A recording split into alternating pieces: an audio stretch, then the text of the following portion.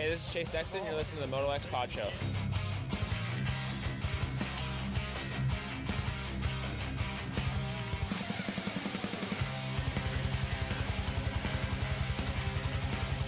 What's up, you guys? Jeremy McGrath here. You are listening to MotoXpod show.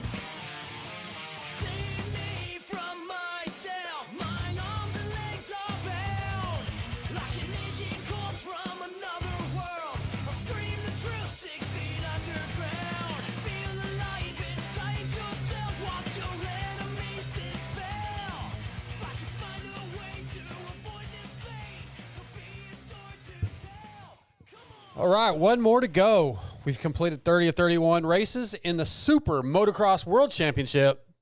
The LA Coliseum race should be a bitchin' way to wrap this thing up, Scotty. Looking forward to it. We have a lot to get into tonight on the Vital MX MotoXpod show, presented by Racetech and Boyesen. So let's start with introducing my guy, working the cameras, talking on YouTube chat, messing with his phone, Scotty Thompson. I was actually texting you to say that your hat's crooked. Is it crooked? Well, whatever, dude. I'm good. Maybe the camera's crooked. You don't worry about me. No, I'm not even wearing a hat today. So how you been the last week or so? It's been good, man. I've been starting a new job, so yeah, life's been good, man. Can't complain. Good racing, good everything. Football's back. Happy camper. Football is back. Niners Nation. Cowboys pride. Cowboys haven't played anybody. Okay, who did y'all play? We played the Steelers. Played the Steelers, okay, who cool. should be good, but. We'll be playing each other in a couple The Giants weeks. were supposed to be good until we played them. Now they're screwed. Oh, well, I think we're playing each other in like a couple weeks. Yeah. Yeah, so that'll be looking forward to that one. That's going to be a good one. If the Niners get beat, I might be off the air for a little bit. No, we're having a show that week. Because if the Niners won, you would definitely be rubbing salt in the wound if I was here. Well, the 49ers are going to win. But before we proceed, also on the phone from Vital MX, Michael Lindsay. What's up, ML? If you two turn this show into a football show, I'm shutting this down and firing you. ML, there's more to life than there is more to moto. life than motocross and football. Like This is a dirt bike show. You don't bring up politics. You don't bring up religion. You don't bring up football because most of you argue about football like it is damn politics or religion. Yeah. I'm listening. Your team didn't fucking play big with shit. Your team didn't play big with shit. I don't goddamn care. Well, I care. I'm You care too much. DB Back to and the I had some motocross good stuff. discussions about that Sunday night. So yeah, football. Okay. I saw how your guys' races went. It was great.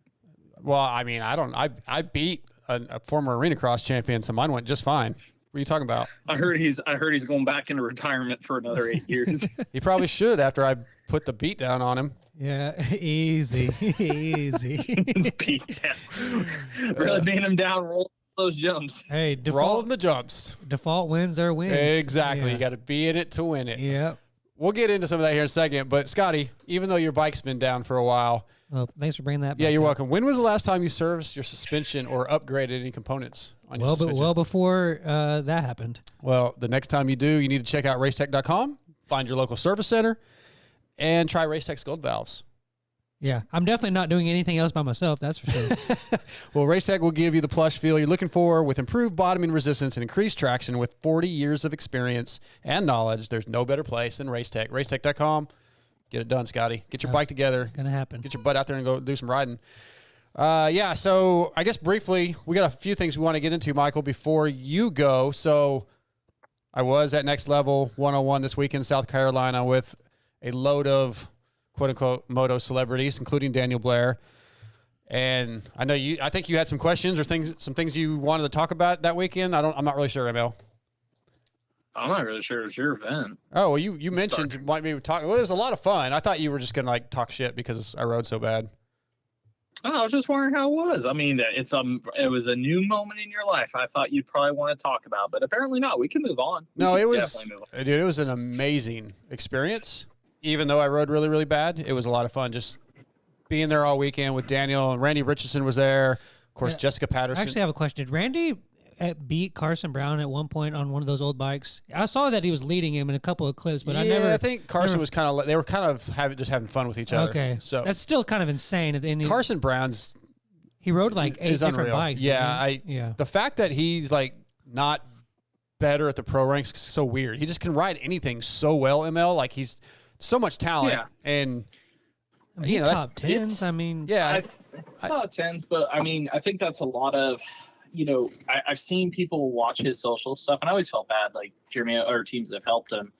If they don't have him next year, people rip on social media. He'd be winning races, and don't get me wrong, Carson is not a talent, but I think it also shows. Yeah, I think if you look at Carson, man, if he only dedicated himself to Supercross, be pretty gnarly. But he does have a lot of fun riding a little bit of everything. It also to me, Carson is an excellent reminder for most people of how gnarly the sport is. When you see somebody like Carson, you see this content and what he can do on all these bikes.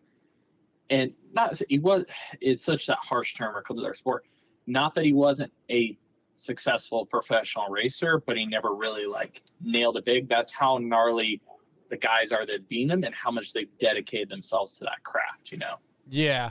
And I think he really enjoys doing what he's doing. I know he enjoys doing what he's doing, and he makes a good living at it. And his wife, Claire, was at the race, and she does a lot of his filming, and she rides. So they get to experience that together.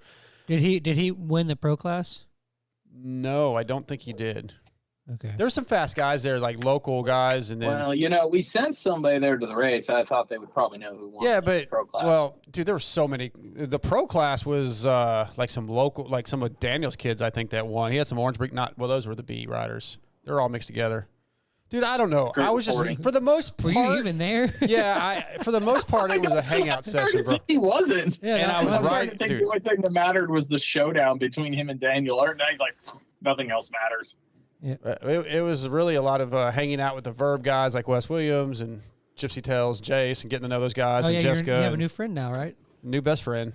New BFF. Yeah, I actually have a topic I wanted to talk about with that in a minute, but we'll see if we get to it. But the event was super cool. They had, like, what do you call it? Do I get the damn thing behind? The hired gun thing where these kids that have been there before, top riders, were the hired guns, and if you could beat them, you could win some money. Mm-hmm. Somehow they said I was going to be the hired gun next year. I was like, you're going to lose a lot of money because everybody beat me, basically. Yeah. So I think maybe they've changed it. The hired gun used to be when Verb used to do these races, like back when Verb was kind of in their original heyday. Like they'd always pick the top kids, and if you beat them, you got all 3 entries the next year. You were the hired gun in that class the next year. Okay. That's how it used to work. But I mean, clearly, if they picked you to be the hired gun for next year, I guess you don't have to win anymore. They just trying to give away now that money. you say that, I believe that is what they told me they were doing, and I'm thinking like that's what I was. If I'm last, like you're gonna have to give a lot of entries or a lot of money away. That wasn't very smart on Wes's part. But well, they really wanted to work on that vet turnout because it'll pay off for 1 year because all these guys will look and go, man, I can beat Darkside. I'm gonna get a free entry for next year. Yay. It wouldn't be that hard, but it was a really cool event. Jessica, I'd never actually met Jessica before.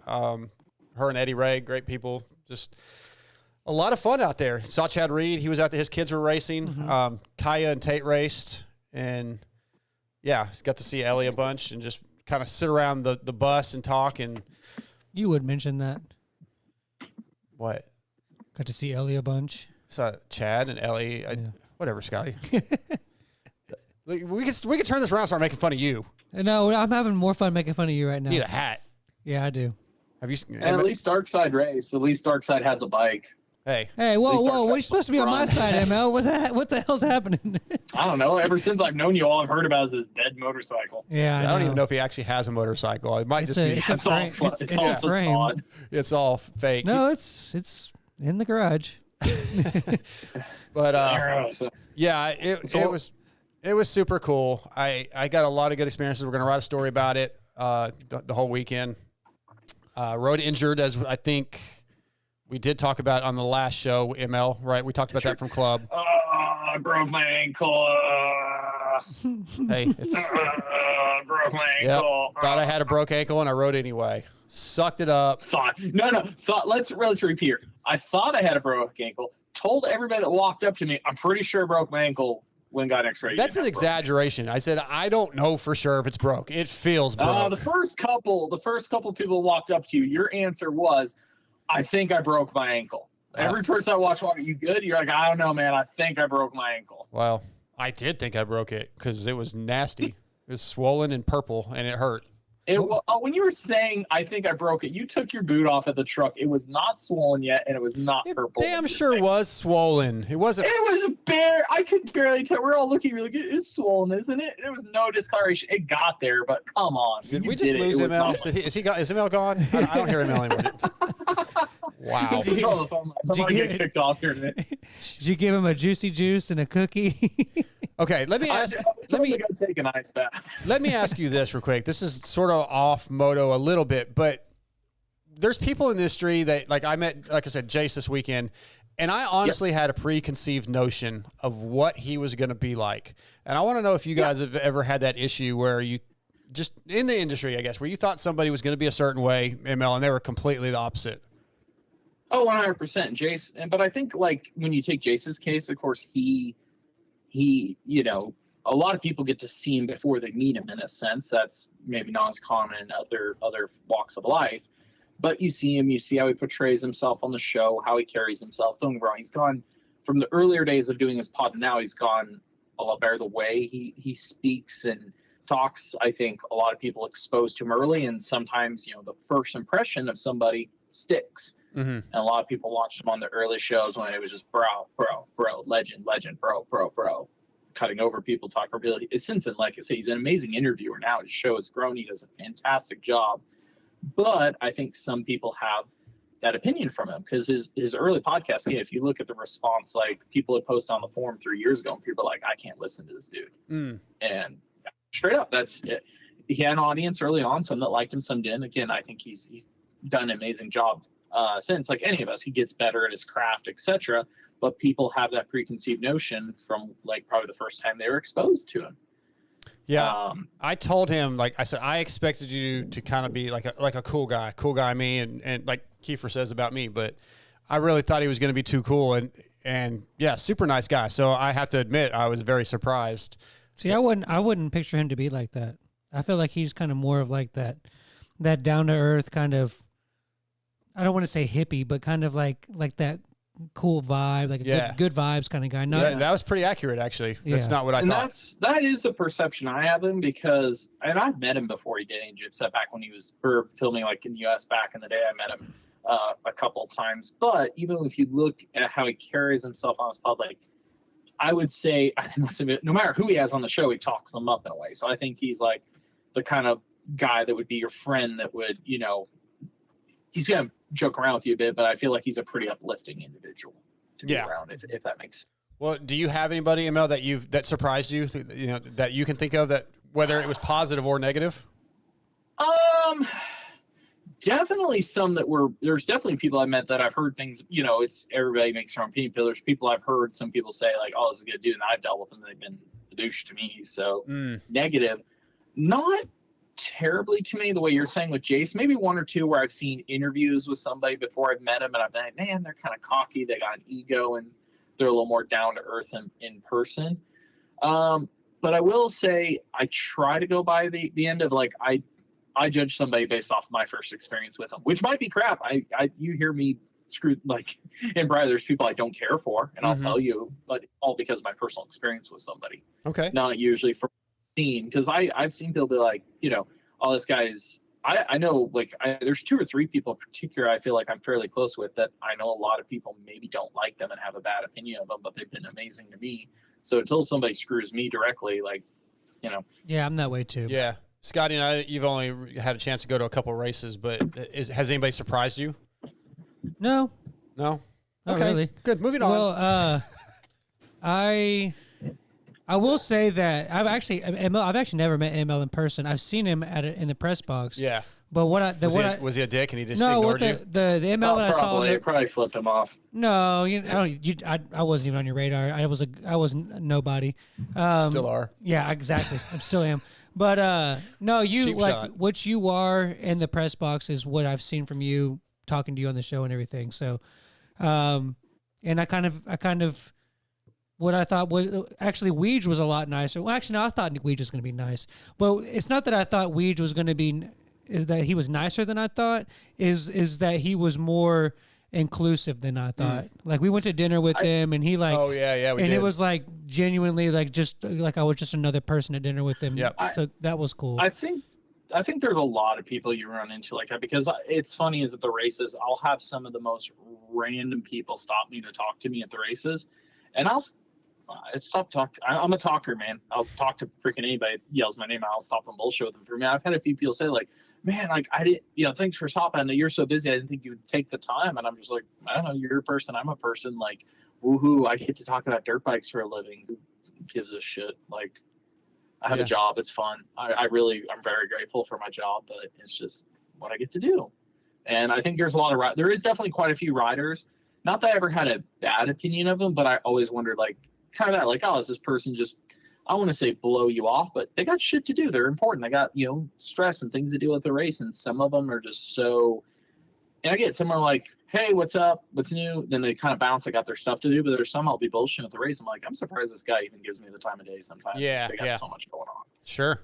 Yeah. So I would agree with Sky's term. It's not as much like I have a bad opinion of somebody. I'm just surprised sometimes how inclusive somebody can be. Not that I ever thought I wouldn't, but just like, okay, they actually gave me more of their time than I expected, and they remember the last conversation I had with them, and my family and stuff. That's pretty cool. I want to let you guys know, remind you about the Boyesen Factory Racing's Rider Support Program, which is a comprehensive support system for motocross and off-road riders. The program offers participants exclusive access to Boyesen's products, yearly discounts, and the potential to become one of their new product development test riders. So join the community of Boyesen Factory Flyers by visiting boyesen.com and applying today. All right, ML, let's talk about SMX just a little bit. You brought this topic up earlier when we were talking just about not so much the race itself, but the format and what we've seen so far, what we like and what we don't like. So I'm going to let you start because this was sort of your topic and see what you had on your mind. I definitely think the racing, even though the tracks have been, in a sense, one-lined a little bit in places, I think the racing has still been pretty exciting. I do gotta say, considering the series is short and it's so start dependent, because one line, I don't know if I'm so sold on the two 20-minute format. Right. I hate to say this, but I almost wish they were a little shorter. It seems like each race has done the same thing. One moto's been really good and one's been a little bit of a snooze fest. I'd be totally fine with them being 15 minutes each. Yeah, I get, hardcore guys train. We got to see right. We just had outdoors. We're fine. We had a lot of races that cover that end of the spectrum. Playoffs, I want them to be exciting. I want them to be adrenaline filled. They're new. I don't think we have to stick to any real set feeling and theory on how we've done stuff before. So I wish they were a little bit shorter, bring up the intensity of them a little bit. Because I've been surprised at 20 minutes, some of the guys say they're not even that tired afterwards, because I don't know if the intensity is that high yet. So I'd like to see them actually maybe try running them a little bit shorter. Yeah, but do you feel like I was thinking about this last week during Charlotte also, because Charlotte seemed really long when we were there. To me anyway, it just felt long. But then 15 minutes almost feels like it'd be too short. So do you split that difference, or even what about we have the Triple Crown format? What if the SMX was a Triple Crown format and they did away with Triple Crown the rest of the year and it was 3 shorter races? I mean, either way, I'm fine with either, but shorter, like Triple Crowns are only 12 minutes and 10 minutes. So that's what I'm saying. I like shorter. I don't think if you went from 20 to 15, I don't think if you went from 20 to 15, I'd be sitting there going, well, I actually needed 2 more minutes back. I mean, we could always use 2.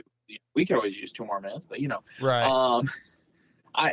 That's just I kind of felt the way I felt that way at both of them so far at different points. And I wouldn't say a ton of people I ran into have said that, but I've had a few say that to me. Like, I feel like they're maybe a little too long, maybe. Okay, Scotty. So that's one of my stance. Yeah, I think that the having 2 motos equal 1 score isn't really working For you?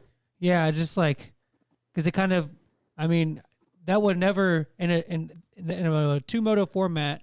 The thing with Jet and Ken Roxon would never have happened if those points, if he had gotten points for, like if he was getting 26 points each moto, there's no way that would have happened. Well, it shouldn't have happened anyway, but yeah, I know, and I know this. I like that. I like that it's a little different format. I do want whatever the SMX is, if it stays 3 the races or whatever, however long it is, I want it to be completely different from Supercross and Motocross in some way. Yeah. which I guess you still have the 2-moto format outdoors, but I don't want it just to be like, oh, here we go again. It's at least there's enough difference in the format that I'm kind of excited about it. I do kind of feel like ML, like the hybrid tracks are working better than they have in the years past, but I kind of would like to see all That three of wasn't them. a hybrid track. That was a straight national. Well, they're calling them hybrid. I But, know. well, it's okay. So it's I wouldn't call that national, considering how stiff everybody. well, I guess that's kind of what I was getting at, though, is I want more Supercross and motocross in each event. All three should have motocross. Like Charlotte was pretty good as far as mixing that up. So one problem, I've asked the riders that, and it gets into a very dangerous thing, because like what we ran into at Charlotte is and it was funny how many riders I talked about this. As soon as you add Supercross sections, you have to run Supercross suspension, because basically, well, you don't have to. You don't have to. No, let me finish. Let me finish. You don't even. Okay, you've never ridden Supercross. You have no clue what you're talking about here. What are you talking about? A case of triple this weekend. No, Wasn't even a tiny little phase triple. You literally cannot get away with doing Supercross rhythm lanes on motocross. Like the rhythm lane at Charlotte, I don't know if you watch Starling try to get through on moto stuff with it stiffen all the way through. Literally every jump face, the bike bottoms out and you almost die. It is not. You have to basically double all your way through. You can do one and not the other. You basically cannot ride Supercross on motocross suspension without dying. But you can ride outdoors on Supercross suspension. It's just the most miserable experience ever, but it works. It's survivable. But if you tried to actually take like Charlotte, we want to put in 2 full Supercross lanes, but then make the rest of the track outdoors possible, you're either going to have riders trying to die constantly on Supercross suspension. They're all going to bitch and be miserable and talk like RJ, like we've never been so sore in our life. Amazing how many riders after Charlotte told me they've never hurt that bad in their life. Like there were guys saying a bunch of them only rode one day. The next week they said it screwed up their backs so bad. Where if you said, okay, run moto, you'll just have guys dying in the rhythm lane. So I think in one theory, it's like, yeah, make them do it. They should. On one hand, I kind of hear people yell, well, they could figure it out. And there's still kind of like a general, we probably shouldn't try to kill the guys theory. Yeah, I don't want to kill them, but I like that they don't know what to do almost. Like, do I go? Yes. I like that. And I think that'll continue. I do kind of like, okay, so we have 3 of them. I kind of do like the theory that we basically ended up with. LA is almost going to be Supercross, a little more Monster Cup-ish. Charlotte was almost an outdoor national, but it did have some steep jumps. And then Charlotte was kind of a hybrid where if you almost made all 3 the same, then they know what to expect. I almost like that. I would almost rather keep it where all of them are very different. Like you don't stick they have to be as close to a half and half as possible. Yeah, because anything, that almost makes the guys jump around worse like they were this week. I'm not totally against that, I guess. I mean, I am glad that they're not all exactly the same. So I thought we were going to end up with 3 when they originally announced this whole thing. I thought we were going to end up with 3 monster cups. Yeah. And I was like, ooh, yeah. Yeah, I have to give them credit that all those they've said like, this Charlotte was hard to pass or whatever. Like it's okay. They are a little different than things we've seen in the past. So they're trying some things, and it's exciting me a little bit. Like I'm digging it, even though the racing's not the most exciting. They're trying some different things. So you guys being stick and ball sports, this one I've kind of beat it to death, but I'm still going to go with it. Playoffs, people actually have to get eliminated. Yeah. So straight up, that's still the major thing that bothers me. This doesn't feel like playoffs to me in any real sense, and I'm not a stick and ball sports guy. So actually, as funny as Lewis brought this up. He's like, it doesn't matter if I'm a stick and ball sport guy. Now he's a Euro. He's like, we don't even really do playoffs in a sport. Yeah, it's true. Which I looked up and he was shockingly true. They have World they really Cups, don't. but those are like Olympics. Those are like every 4 years. It's a tournament. So. That's more like a tournament. Yeah. Yeah, it still has like knockout format, but I was like, man, I hate to be this rude. My version that I came up with, one of the ones I'd be the happiest with, is sort of like NASCAR, where let's say we do 10 of you.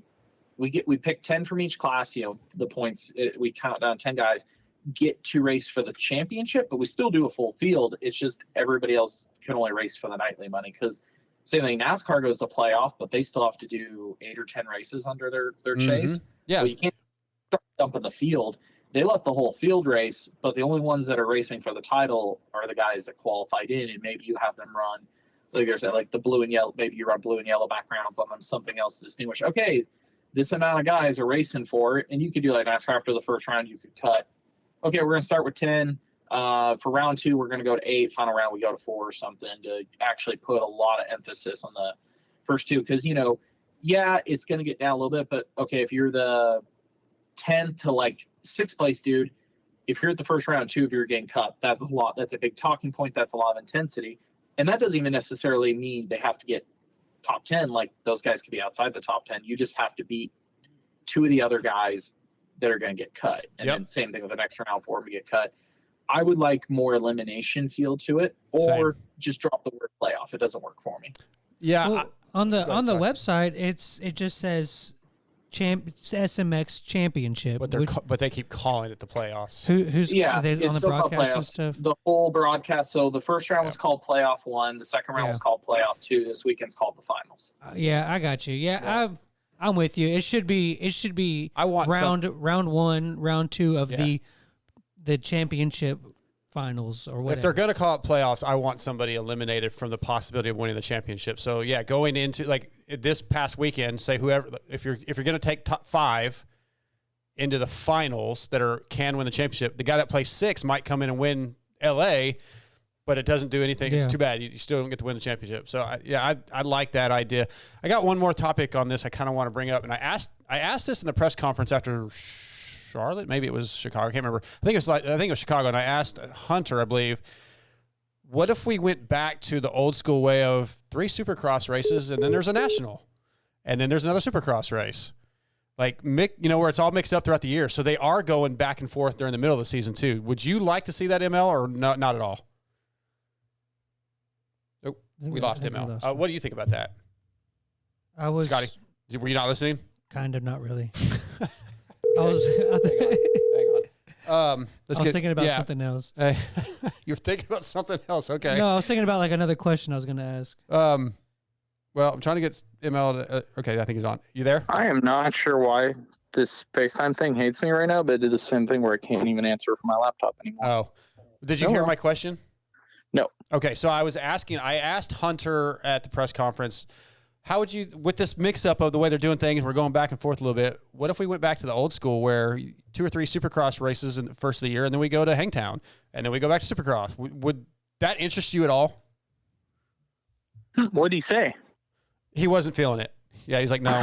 Yeah, but I think the sport, I brought this up to somebody the other day that I can't remember if it's somebody I know that knows moto, but Keenan later, but I kind of mentioned like, yeah, we used to do, like 5 or 6 Supercross, and we'd go race before Daytona. We race like Gatorback and stuff. Yeah. We actually used to go back and forth, where I kind of get their thing. Like even into the 90s, like Supercross stuff was still developing the bike setups, but they were closer to moto than now. They're so dramatically different. I get one side of me says, yeah, I'd love to see the guys have to challenge themselves and go back and forth. Potentially one thing that could come from it, I think guys would retain motocross skills better, because admittedly, like everybody jokes, we actually ride more Supercross out of the year, because you start 3 months before Supercross and you race 5 months, so you do 8 months of Supercross a year, where if you made them back and forth, I think some of the guys' skill sets would be a little bit more ranging, like Chase has talked about this year, like, which to me was, I've mentioned this one before, Pod, I thought it was obvious, is like, yeah, as he's tried to become better at Supercross, he's kind of lost certain motocross abilities this year. Mm-hmm. Where if you made them go back and forth more often, they may not become such Supercross specialists.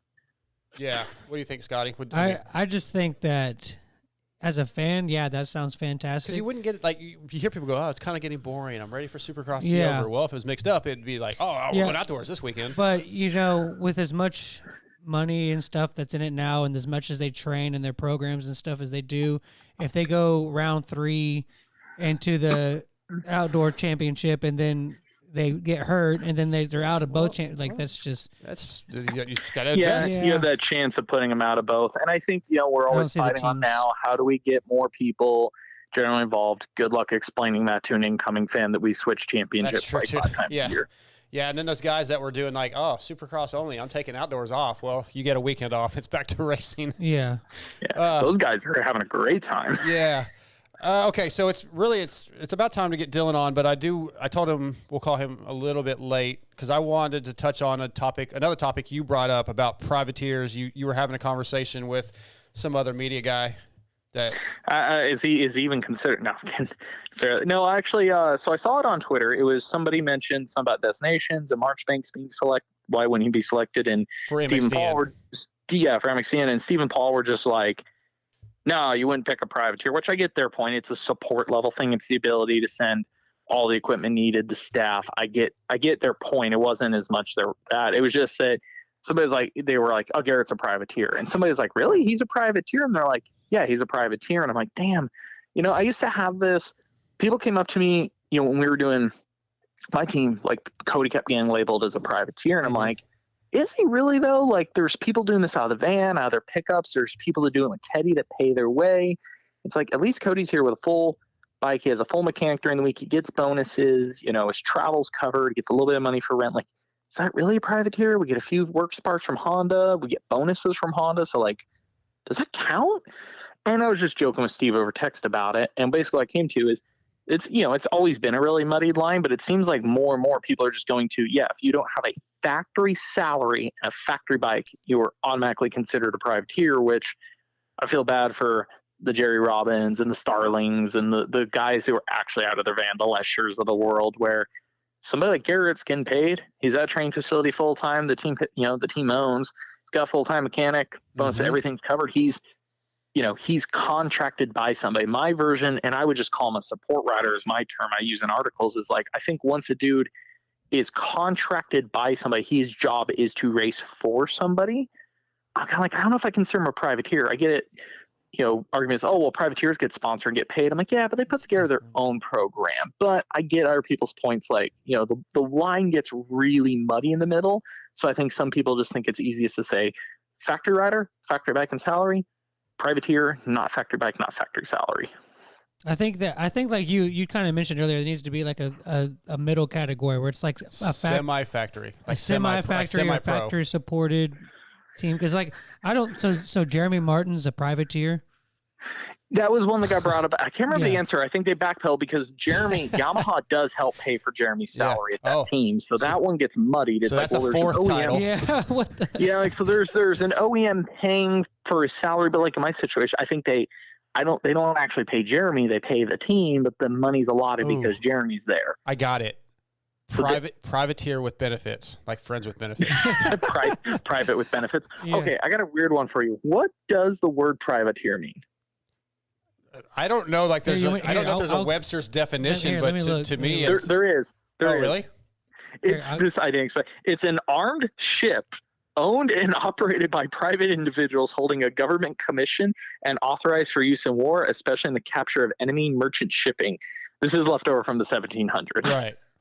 Which the word privateer is derived from the word private and volunteer. So my joke was apparently the word privateer comes from private individuals that volunteer to suffer as motocross riders. That sounds like all of them. Yeah. Exactly right.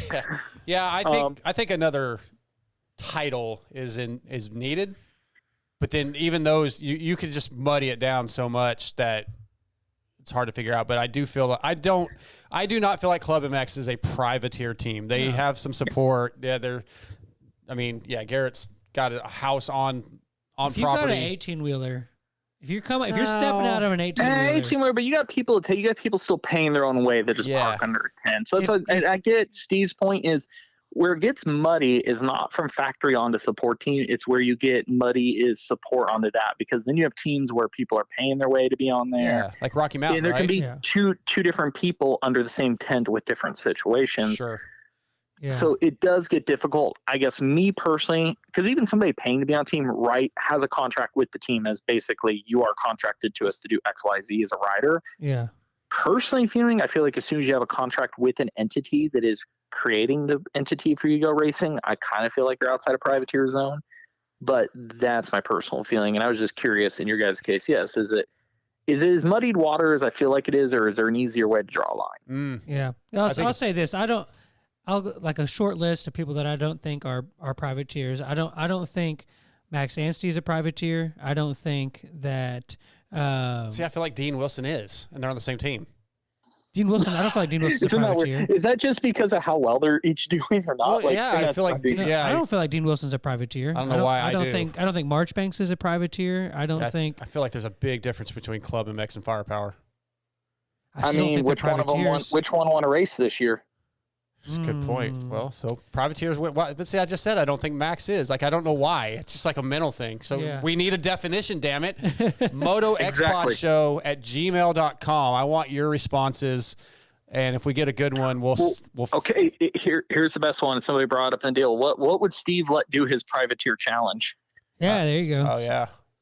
Well, he wouldn't let that was also muddied because he wouldn't let well, he let Chiz do it, and then Chiz he didn't let Cade do it. When we were texting back and forth, he's like, "What do you consider Cade?" I should have thought that up. Well, you didn't let him in your privateer challenge. Yeah, wow. This is very. I agree. Breakdown. There needs to be a middle term. Or a few. Yep. Anyway, all right. We got to get to Dilan Schwartz here in just a second. ML, man, I appreciate you coming on. Just a reminder, no more football talk. I literally went back and looked at the comments, and there are people thanking me for telling you two to shut up about football. We talked about it for like 27 seconds. 2 minutes in and BS football talk. Thank you, ML. They're going to be really disappointed in the Luxon MX NFL recap.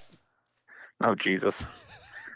Do the Luxon MX NFL recap, the Motul defensive breakdown, the X-Brands quarterback check-in. If you have an opinion on this, throw it in the comments section because Scotty reads them all. So you can tell him if you want to hear football talk or not. Yeah, or you can send it to MotoXpodShow@gmail.com and we'll read it on air next week. And I'll tell you to F off. It's my show. Not for much longer. What was that? What? What? Okay, goodbye, ML. Bye. Later. See ya. That's Michael Lindsay, everybody. Vital MX. All right, we're going to work on getting Dilan Schwartz on the phone. I do want to say, how much do you know about tuning suspension? Like, not a joke, not a commercial, but like, how much do you know about it? Yeah, no. None? Yeah, yeah. So this weekend at Next Level, I was riding that Kawi, and I was realizing the suspension was not where I needed it to be. I know that there's a thing that you can take a screwdriver and click, click, click. I know. Well, there's also a thing that you take a wrench to, like the high speed and the low speed, and I was a dummy when it comes to it. Okay, high speed, low speed. Yeah. What is that? I know. I can point to on my suspension and show you. I know which one's different. So a lot of people that don't know, and I'll have to say, I was one of those guys kind of think when you're riding at high speed, it reacts this way, so that's what that clicker's for. And when you're riding a little bit slower, I used to think that too. But that's not the case, right? So yeah. I was struggling with some suspension things this weekend, and I actually called Kiefer, I called ML, and he's like, well, we have some good videos. I was like, yeah, that'd require me to go look. And he sent me a couple links, Michael did, with some videos that he did a number of years ago because he was a little bit smaller and a whole lot younger looking. And they were really good. And I need to give ML props. I don't want to do that, but they were really good. It really broke them down to a point where I understood. And then I started making changes Saturday morning, and the bike was much better. So, yeah, I was really impressed. I just didn't know how much you knew about that, if you've really ever looked into it. And if you guys haven't, you need to go to Vital MX and search out some suspension tuning. He really broke it down kind of for somebody that wouldn't know what the hell they're doing. It's still pretty complicated. It used to be like when I was a kid, I feel like it was the fork was hard or soft, and now it's like low speed, high speed. And what's it doing here? And like, I don't know. Like, I don't know if it's too soft or too hard because the bike's acting violent, but is that because it's too soft or it's too hard? Yeah. And it's, what I usually do is I usually go to Race Tech and find like a good, like whatever they suggest the setting to be, like for intermediate rider. And then depending, I go back to that and I try to go all the ways back to that at the end of each ride. And then whatever the track changes, I just kind of adjust. Well, I was pretty impressed. I definitely, I changed some low speed stuff on my compression, changed my rebound, and the sections on the track Friday that were bothering me. And then Saturday morning in practice, once I made those changes that ML suggested, the bike was much better. So I was pretty impressed. I felt like I got a little bit smarter, made some notes. But hey, our first guest is on the line. Andy Gregg and the Guts Racing crew have been providing the best seats and foam in the industry for years. For 2023, Guts Racing have added Kawasaki to the complete seat lineup, as well as the color teal to the gripper material options available. Also new for 2023 are options for your e-bikes. They have complete seats for the Talaria and Super 73 and covers for the Segway and Sur-Ron, which they had a Sur-Ron Segway class at Next Level this weekend. That was pretty cool watching those guys. TJ would have. Carson Brown was on a Sur-Ron and beating a 60-plus-year-old on a 450 for a while. That's crazy. Nuts. Absolutely nuts. But yeah, Guts Racing takes pride in efficiency, and their turnaround time is the best. So visit gutsracing.com to get you a great seat cover and foam. Tonight, Guts Racing brings us from Bar X Suzuki, Dilan Schwartz. What's up, Dylan? What's up, guys? How you been, man? How you feeling? I'm doing pretty good. Just, one round left, and it's been a long season, but body's feeling good. I'm feeling good, feeling healthy. So I'm excited for the final one. Well, with one round of super motocross left, are you out just grinding this week? Or are you kind of like, all right, man, we have our base. We're good. It's time to chill back a little bit. Yeah. I mean, with SMX, it's kind of nice. We have our free practice on Friday. So, I kind of just been doing one day in the week, usually Wednesday, and, kind of just keeping it light. Just trying to keep my body feeling good for the weekend, and just keeping it light. It's been a really long season, so body's definitely been through it. So 2 questions I have from what you just said. One, you talked about the Friday practice that doesn't really count for anything. Do you like having the extra track time, or does it now feel like it's a full 2-day format and it's a little much? Honestly, at first I thought it was a little weird, and then after we did it at the first round, I actually really liked it. It's kind of just like having a press day almost. Get to feel out your bike, get to get loose, get a little used to the track before you go out and go send it, I guess. But then also on Saturday you go straight into time qualifying. So right. It has its ups and downs, but overall I think I really like it. So I bet your mechanic doesn't agree. Yeah, he's got to do double duty. Yeah, they don't like it. Okay, and then the other question I had just slipped my damn mind, Scotty. So go ahead. Oh, great. It was the long season. Like in reality, if you count Monster Cup, it's really only one race more because the Nationals took a round out. But does it honestly feel like it's a lot longer than normal? Well, this is my first year actually being at every single race. That's true, yeah.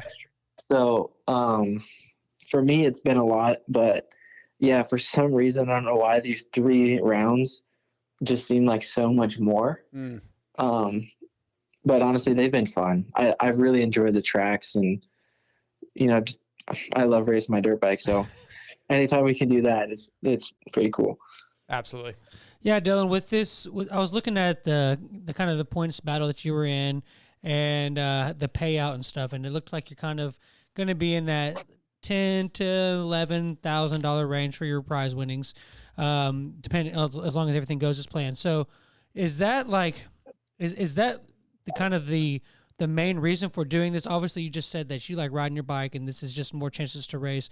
But is this like a salary, an annual salary changing, like bonus? Like, is it like changing the salary like a whole lot, or is it kind of just? I'm sorry, I'm rambling a little bit.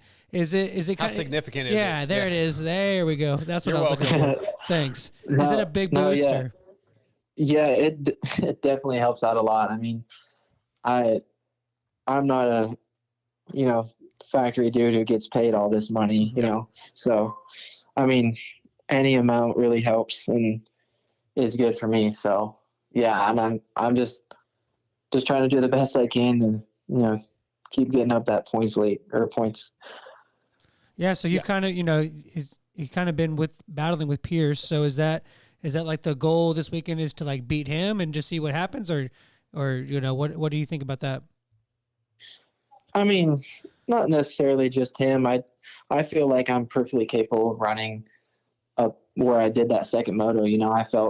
I felt really good last weekend on the bike, and I mean, it was an improvement from the weekend before for sure. So I don't know. I just think I need to get a good start and just run up there with those guys and just like tell myself, you're good enough to do this. You did it last weekend. Let's go do it again and see if we can put ourselves up there again. Yeah, is that something you still kind of have to do, is mentally talk yourself into, hey, I can do this? Like, is that something you still work on? Yeah, it's been a big struggle for me this year, honestly. It's just believing in myself, really. Just having so much struggles last year was just mentally tough on me. So this year's kind of just been like a reset year, build up year. And I think it's been a solid year for that. You know, I've had some good performances, and, you know, we've also had a share of not so good performances. So I don't know. I feel like it's been solid for me so far, and, you know, I'm starting to get that confidence back. So yeah, just trying to keep it up and keep believing in myself. Sure. Yeah. People may forget this. I think this is only year 3 of your full-time, as a full-time pro. So yeah, you're still young, you're still learning. And I kind of want to ask you a question. We were just having a discussion before you got on the phone with us. Michael Lindsay was on the line, and it's a long story how we got to here, but we were discussing what is a privateer. And Scotty here, my co-host, was like, well, you know, if you have a semi, I don't feel like you're a privateer. But Bar X Suzuki is not a factory team. You don't have the factory support. I don't know what your contract looks like, but like you said, you're not a factory rider. $10,000 is a lot of money. So what is your definition of a privateer versus factory, and how does your position at Bar X fall into that? I mean, yeah, I don't really know, honestly. I mean, I know technically we are a privateer team, and the way I see it is just like, if your team is getting a lot of money from the manufacturer and supported by them, I honestly have no idea. But, you know, most of these privateer teams like us, you know, we have the semi, we have the crew, not as much, but, you know, we have a crew, motor guy, crew chief, you know, you have all the tools you need. It's just not technically factory. So yeah, we feel like there needs to be a couple other titles, like privateer, semi factory. We don't know exactly.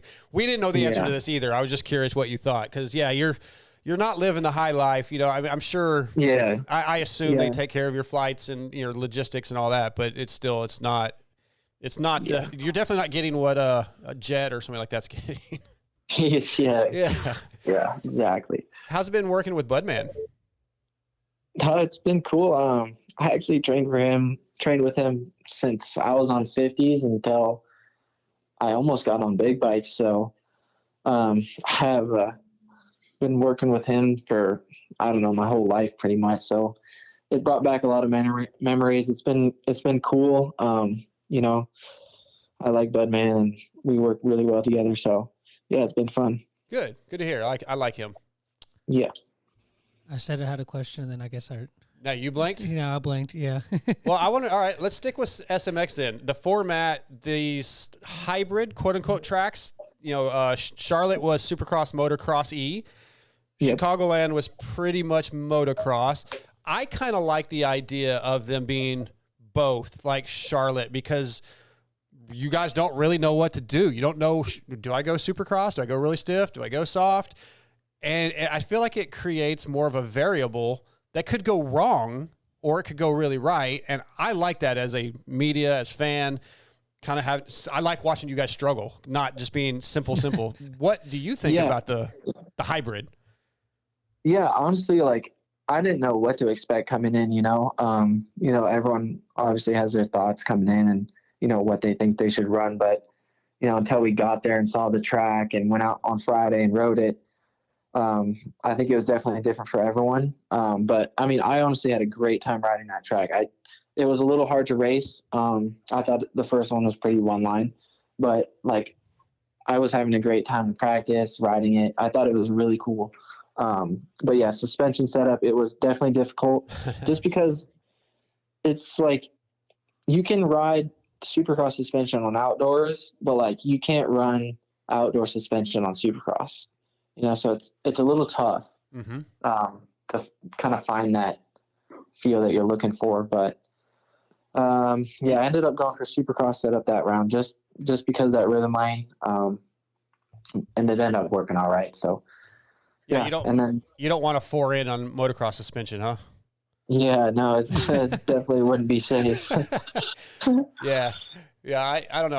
I think it's interesting. It's something a little different. It's not, again, even this round, the last round at Chicagoland, it was basically motocross, but it still was, there was something different about it. And I find it kind of exciting. If they're going to do extra races or continue with the SMX, which that's the plan, obviously, then yeah, let's make them different.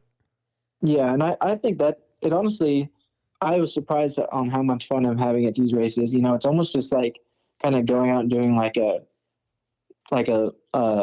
local like race. You know, you're kind of just going out and so you see how the track is when you get there, and you kind of just wing it. You know, I like that. And then yeah, it kind of just brings back like that feeling of just like going and having fun on your dirt bike. You know, at least for me. Awesome. And yeah, I've really enjoyed them. So yeah, looking forward to the last one here. And it looks pretty supercrossy compared to all the other ones. So yeah, everyone was pretty much out riding supercross this week. So we'll see how it goes. Absolutely.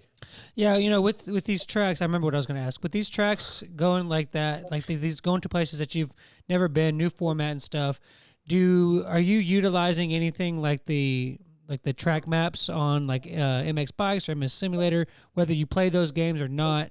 Are you using any of those videos of people doing a lap or anything as kind of an idea, or is there any kind of knowledge that you can learn from those things?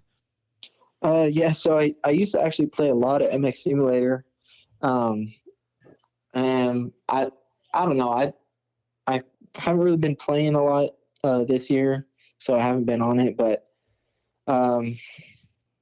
yeah, I honestly haven't been up to date with all that stuff, but you know, I've just been watching the track maps on, you know, their Instagram or whatever, and looking at the track builders' Instagrams. You know, they always posting pictures and stuff. So, been trying not to spend too many hours on the PC. Yeah, you know, whether you're playing it or not, I didn't know if you guys use that to see like, oh, this guy's kind of, you know, I don't know how much if it really makes a difference. Yeah, probably. But it can probably give you kind of an idea. I don't know anything about that, so. Yeah, you can actually, like, that is a pretty good point. You can get like a good idea of what will be lines, but at the end of the day, it all depends on, you know, how they end up building it. So like the first round in the Supercross lane, they had that one tabletop in the middle that was just like pretty much a wall. Oh yeah. As a lip. Yep. So we couldn't, like, obviously the main line would have been 3 on off, 3, 4, but no one was really going to 4 off a wall. So, you know, that kind of had to change there. And I think in a video game, you know, that wouldn't have really been like that. So there's things it can compare to, and then it can't, you know, just on how they end up doing it and finishing up the track. Right.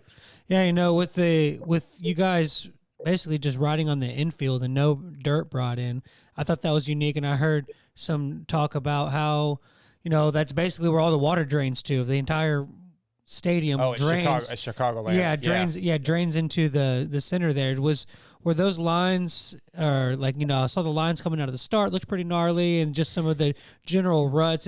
Was that a different type of terrain than you'd ever ridden before?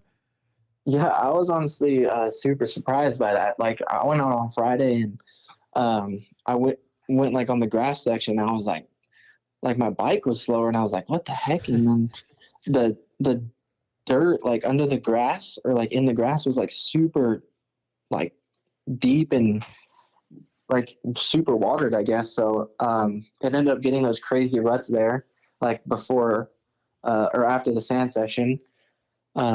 Super rutted, and then out of the starter gate we had really long ruts out of there too. So yeah, it was definitely different, but you know, I thought it was cool. It was kind of more firm dirt in the back there, and you know, we had that soft stuff up in the front. So, you know, another thing was suspension setup that was making it difficult, but it was cool. Yeah, very challenging. What do you know about the history of the LA Coliseum?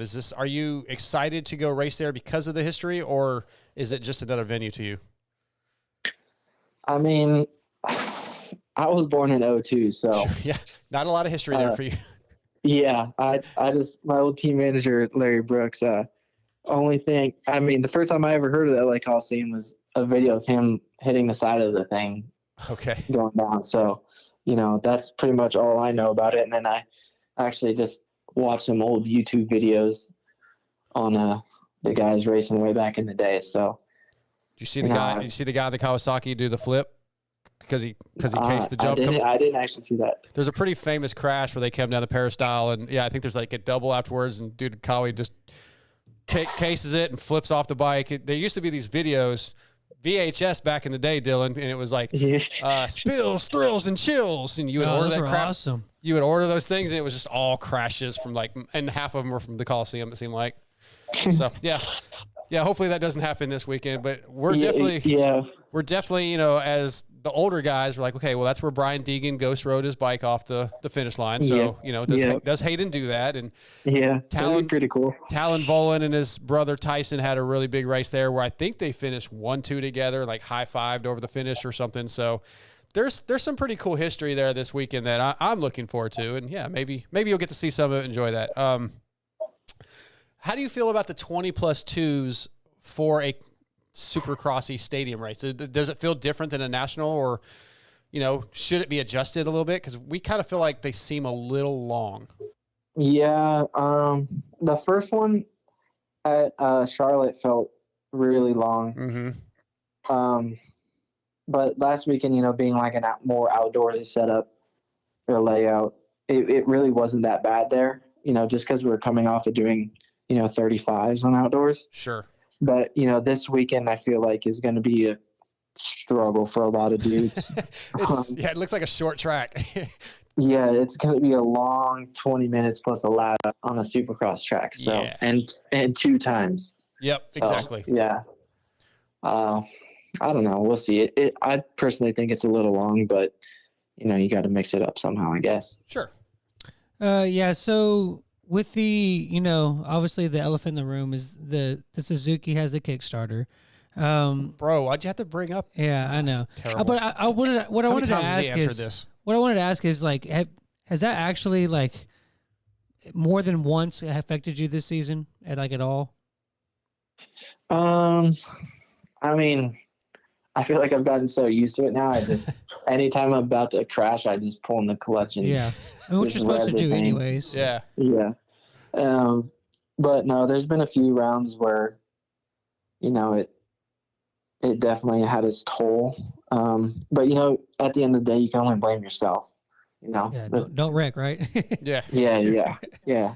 But it is dirtbag racing, and I don't think anyone has never not crashed. So, yeah. I mean, I don't know. It is what it is. So yeah. I hear you. All right, I got 2 more questions to wrap this thing up. One is, again, year 3. I know you're trying to progress to that next step, that next level, and you're still learning. So what do you need to work on? What is it going to take for you to get to the next level that you're looking for? Yeah, I think for me, honestly, it's just going to be a good off season.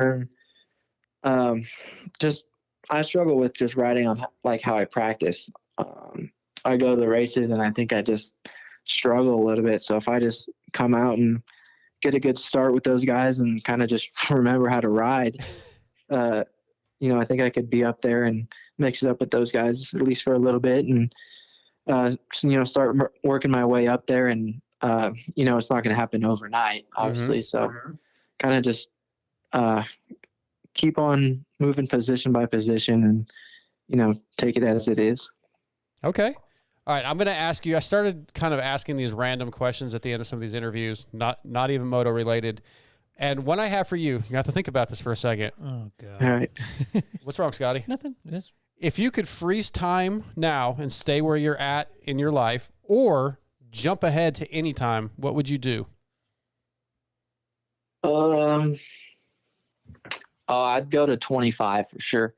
Okay, 2 years ahead. What? Why? Why 25 or age 20? Are you saying 2025 or age 25? Age 25. Oh, okay. Why? Because then I don't got to pay the underage rental car fee. Okay. That's obviously been a hindrance to you if that's what you're looking for. Yep. And then I'm still young enough, or I got time in my career and I can still figure it out. Okay. I did not expect that answer. That's great, Dylan. Yeah. Awesome. Yeah. Well, dude, I appreciate you jumping on here tonight. Of course. It's been a little bit since we've talked to you, and we'll have to swing by the truck this weekend and see you at LA and see what you think.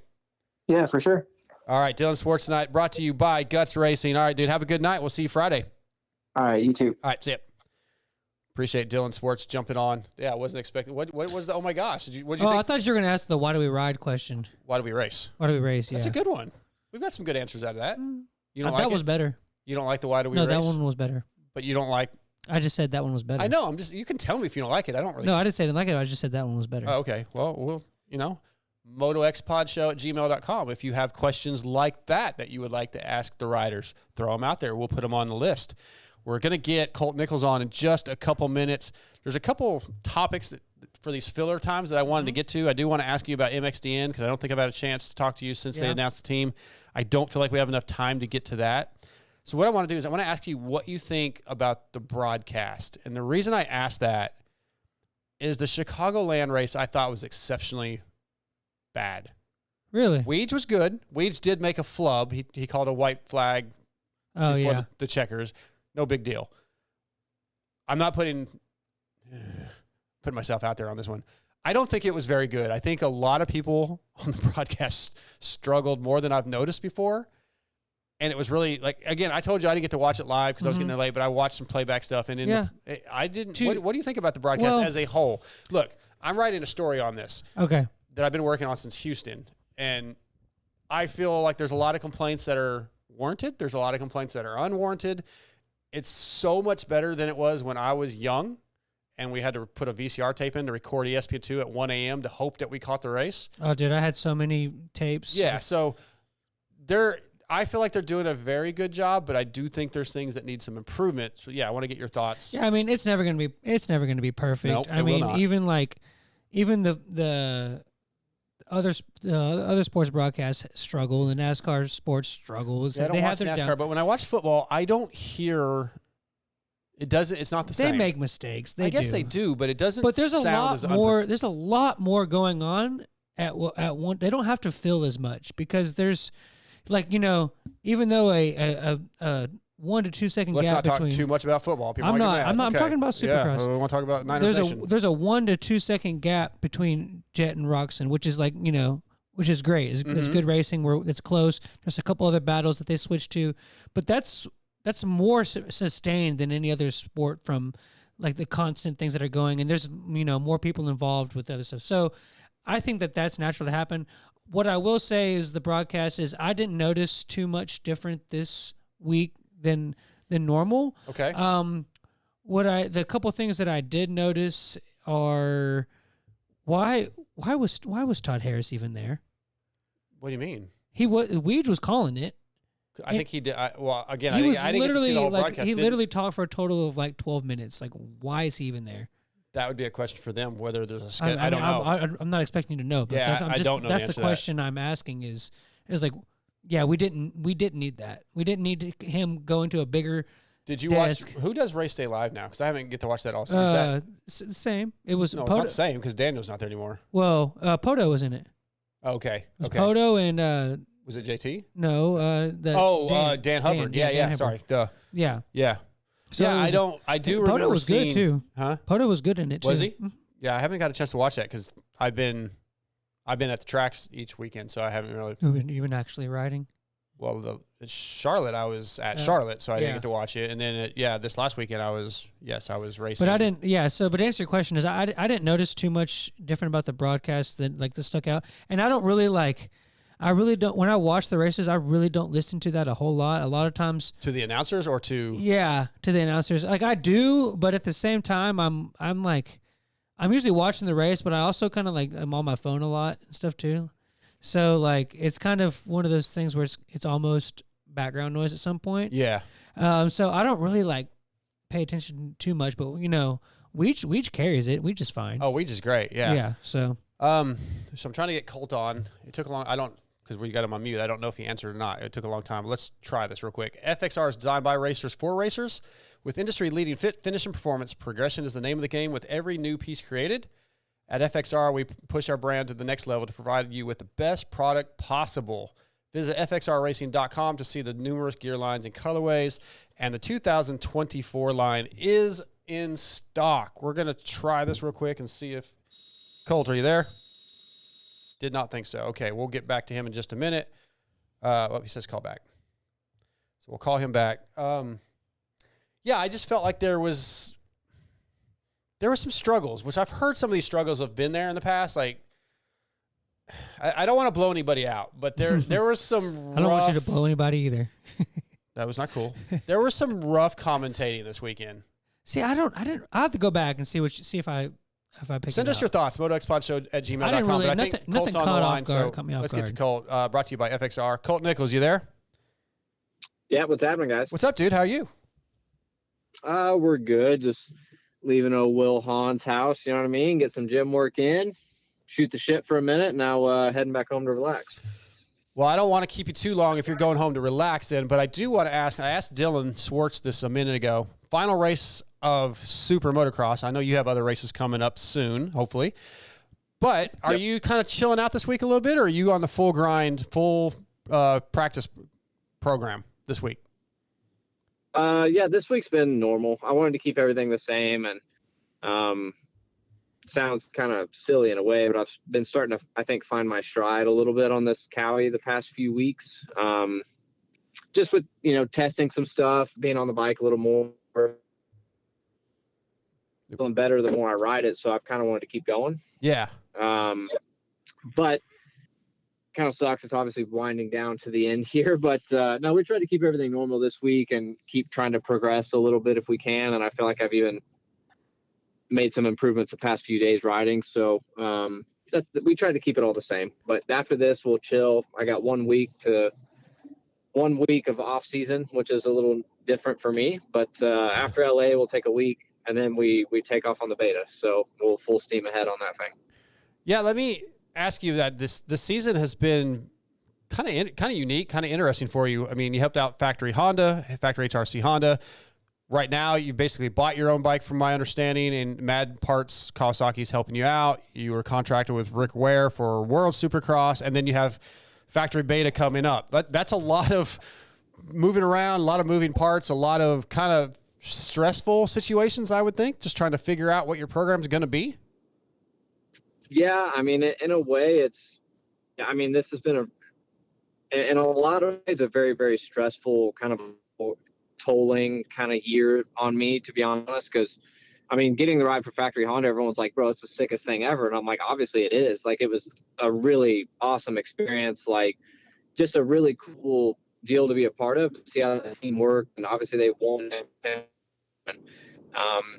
I was a part of the Supercross portion and getting to see Chase win that title, and, being able to have some input with the bike and do all that stuff was incredible. But I knew going in that could be a 6-month ordeal, that I'm gone. And so that plays on you a little bit, and that's the way it ended up working out, with Jet moving up and then now Hunter going to the 450 next year and all that stuff. So that was always kind of there, which sucks, knowing that's not going to be a stable future for you.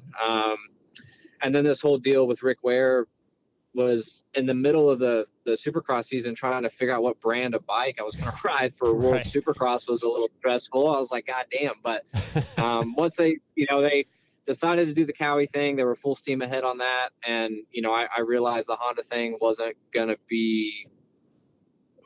work the way I thought it was going to work with the World Supercross thing. So I'm like, dude, that's fine. I wanted to stay on a Honda just because I was there already. I was starting to get comfy on it.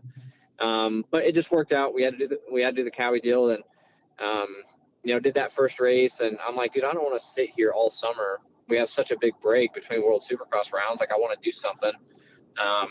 Did the Washougal thing on my own.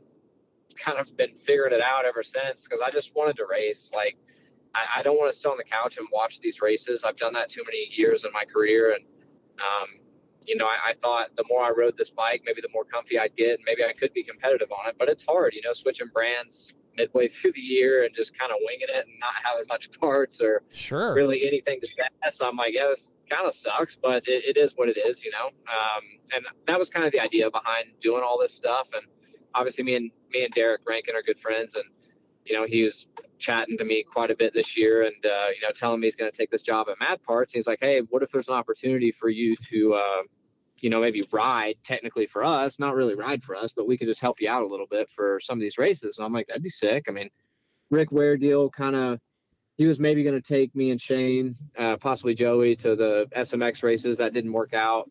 And so I'm like, yeah, dude, I mean, if we can do it and Rick says it's all right, why not? Luckily everything just kind of fell into place. And but I've been kind of trying to treat this whole thing like I don't really have a ride or an opportunity. I just want to go race and have fun and enjoy this process of, being in some shoes I've never really been in before or haven't been in, years. So it's honestly been a fun process. It's been a really weird year for me. Not conventional in a lot of ways. I mean, I hate swapping bike brands and doing all this stuff and trying to play team manager and crew chief and rider and trainer. And it sucks. But I got a lot of good people around me that help, kind of put some pieces together for me. And we've been making it work, man. But yeah, we'll get through this and then on to something that'll be stable for the next few years. And I'm really looking forward to having that for myself. So we'll see. Yeah, I want to get into the beta thing in a minute. But yeah, I think people, in case people forget, it has been, like I said, very unique because you went from winning a championship to not racing at all in 22 because of the broken arms and like almost no racing. And then coming into this year that we just talked about, it's very character building, I would assume. I'm sure you learned some lessons that maybe you weren't expecting to learn or learn. I guess lessons is the best way to put it. And hopefully those things will help you out down the road as you get into beta, however you want to say it, and kind of take those lessons like, oh, wow, maybe it'll rejuvenate having a factory ride and, you'll appreciate it a little bit differently maybe. Oh, I definitely will. After dealing with all this stuff, I'm like, man, I'm ready to not have to deal with this shit anymore. Yeah. It sucks, it's stressful and it's, it's one of those things people don't realize, it takes a lot out of you. In every aspect possible, it just really drains you. But no, it's all good, man. It's part of it. It's not an easy road to go on sometimes, but it just is what it is. But yeah, I mean, it's just been like I said, a weird year in a lot of ways. Humbling, I guess you could say, in a lot of ways too. But the 450 class will do that to you, period, no matter who you are. Good point. Unless you're Jet, but most of the time, first year can be a struggle for some guys. It certainly was for me. I think it's more just not racing for over a year was more the biggest issue for me. If I could have stayed on the Star Yamaha and transitioned to the 450 class with that, it probably would have been easier, but that wasn't what happened. I did the Honda thing and like I said, it was so short-lived and we didn't get started riding Supercross on it till November range, so I felt we were kind of crunched on time and it kind of showed its head a little bit during the season when we were struggling and I wanted to go a certain direction and, we were kind of fighting, trying to go a certain direction. And I never felt like I could really figure it out until right there at the end. And then time was up, so that part really, really sucked. It was a little deflating in a lot of ways, but, like I said, we're racers and you forget pretty quickly when you do this sport. So, that got me wanting to go race again and do all this stuff with this guy. And, now definitely moving on to the beta thing, I'll be appreciative of having people take care of stuff for me. It'll be pretty nice. Absolutely. Looking forward to that very much. So. Yeah, with all the efforts that you had to put in and all the finances and stuff, with the individual purses plus the championship bonus, are say you stay exactly where you're at in points right now and what you've made of the first two rounds of this, are you more than breaking even than from when you started this whole endeavor of trying to make the SMX playoffs? Yeah, I think if I stayed, even if I think I'm maybe 11 in points right now. I don't know exactly where I'm at, but even if I stayed, I think it's somewhere around 11. If I stayed where I was at, I think 11th. Yeah. Yeah, I would still break even. I think with the amount of money I put into this deal, but that was always kind of the goal, to be honest. I was like, okay, how much money can you make for getting dead last? So I looked that up and I'm like, all right, well, that's, somewhere around this range. So I'm like, okay. Yeah. So I'm like, all right, this is what I have to work with. So if I get qualified and I just get in, even if I get dead last, this is how much money I can make. As long as I don't go over that, I can at least break even. So that was kind of the idea. If I was going to go dramatically over that, I was definitely going to have to second guess what I was doing here. But luckily, I was able to stay right around that range. So I'm like, okay, that's okay with me. Even if I spend all this money and this effort and I break even, it is what it is. Like at least I wasn't sitting on the couch and I was racing and, still having my name out there and on the weekends and getting some gate drops. That was pretty important for me after missing, like I said, all of 2022. So that was the main goal for me. It was just to try and race. I mean, the money's cool and, you don't really think about stuff till the series is over, then you get that check and you're like, oh, cool. But, before it's just like, why do you want to do this? And for me, it was like, I want gate drops. I want to try and feel comfortable in this scenario again. And that was the whole goal for me going into all this stuff. And that's why I put out so much effort and time and so many hours on the phone and man hours trying to piece this whole thing together. Like I said, that's what made it stressful. But the actual riding and all that stuff, it's been easy. It's been fun. And I've really enjoyed, getting to do all that stuff. It's just been definitely a little different for me. Yeah. So, so basically, you got invaluable resources like gate drops and stuff like that for pretty much for free. So that's kind of a win-win either way you look at it.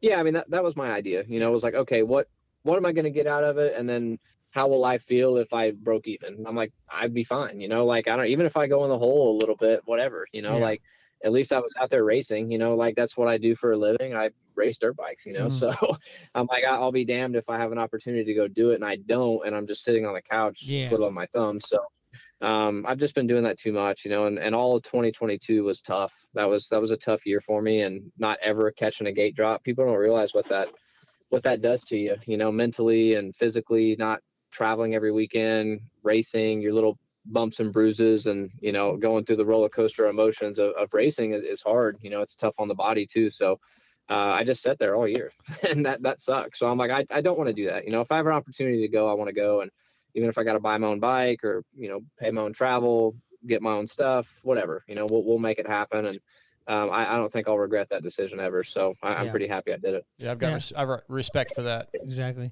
But with you going to beta, and I know I've seen a lot of stuff with Benny riding the two-stroke and stuff. First of all, have you gotten to ride the two-stroke, and was there ever a thought of just riding that in this stuff? Was that, I'm sure that was with them trying to do releases and stuff, that wasn't going to happen, but was that thought even ever occurred?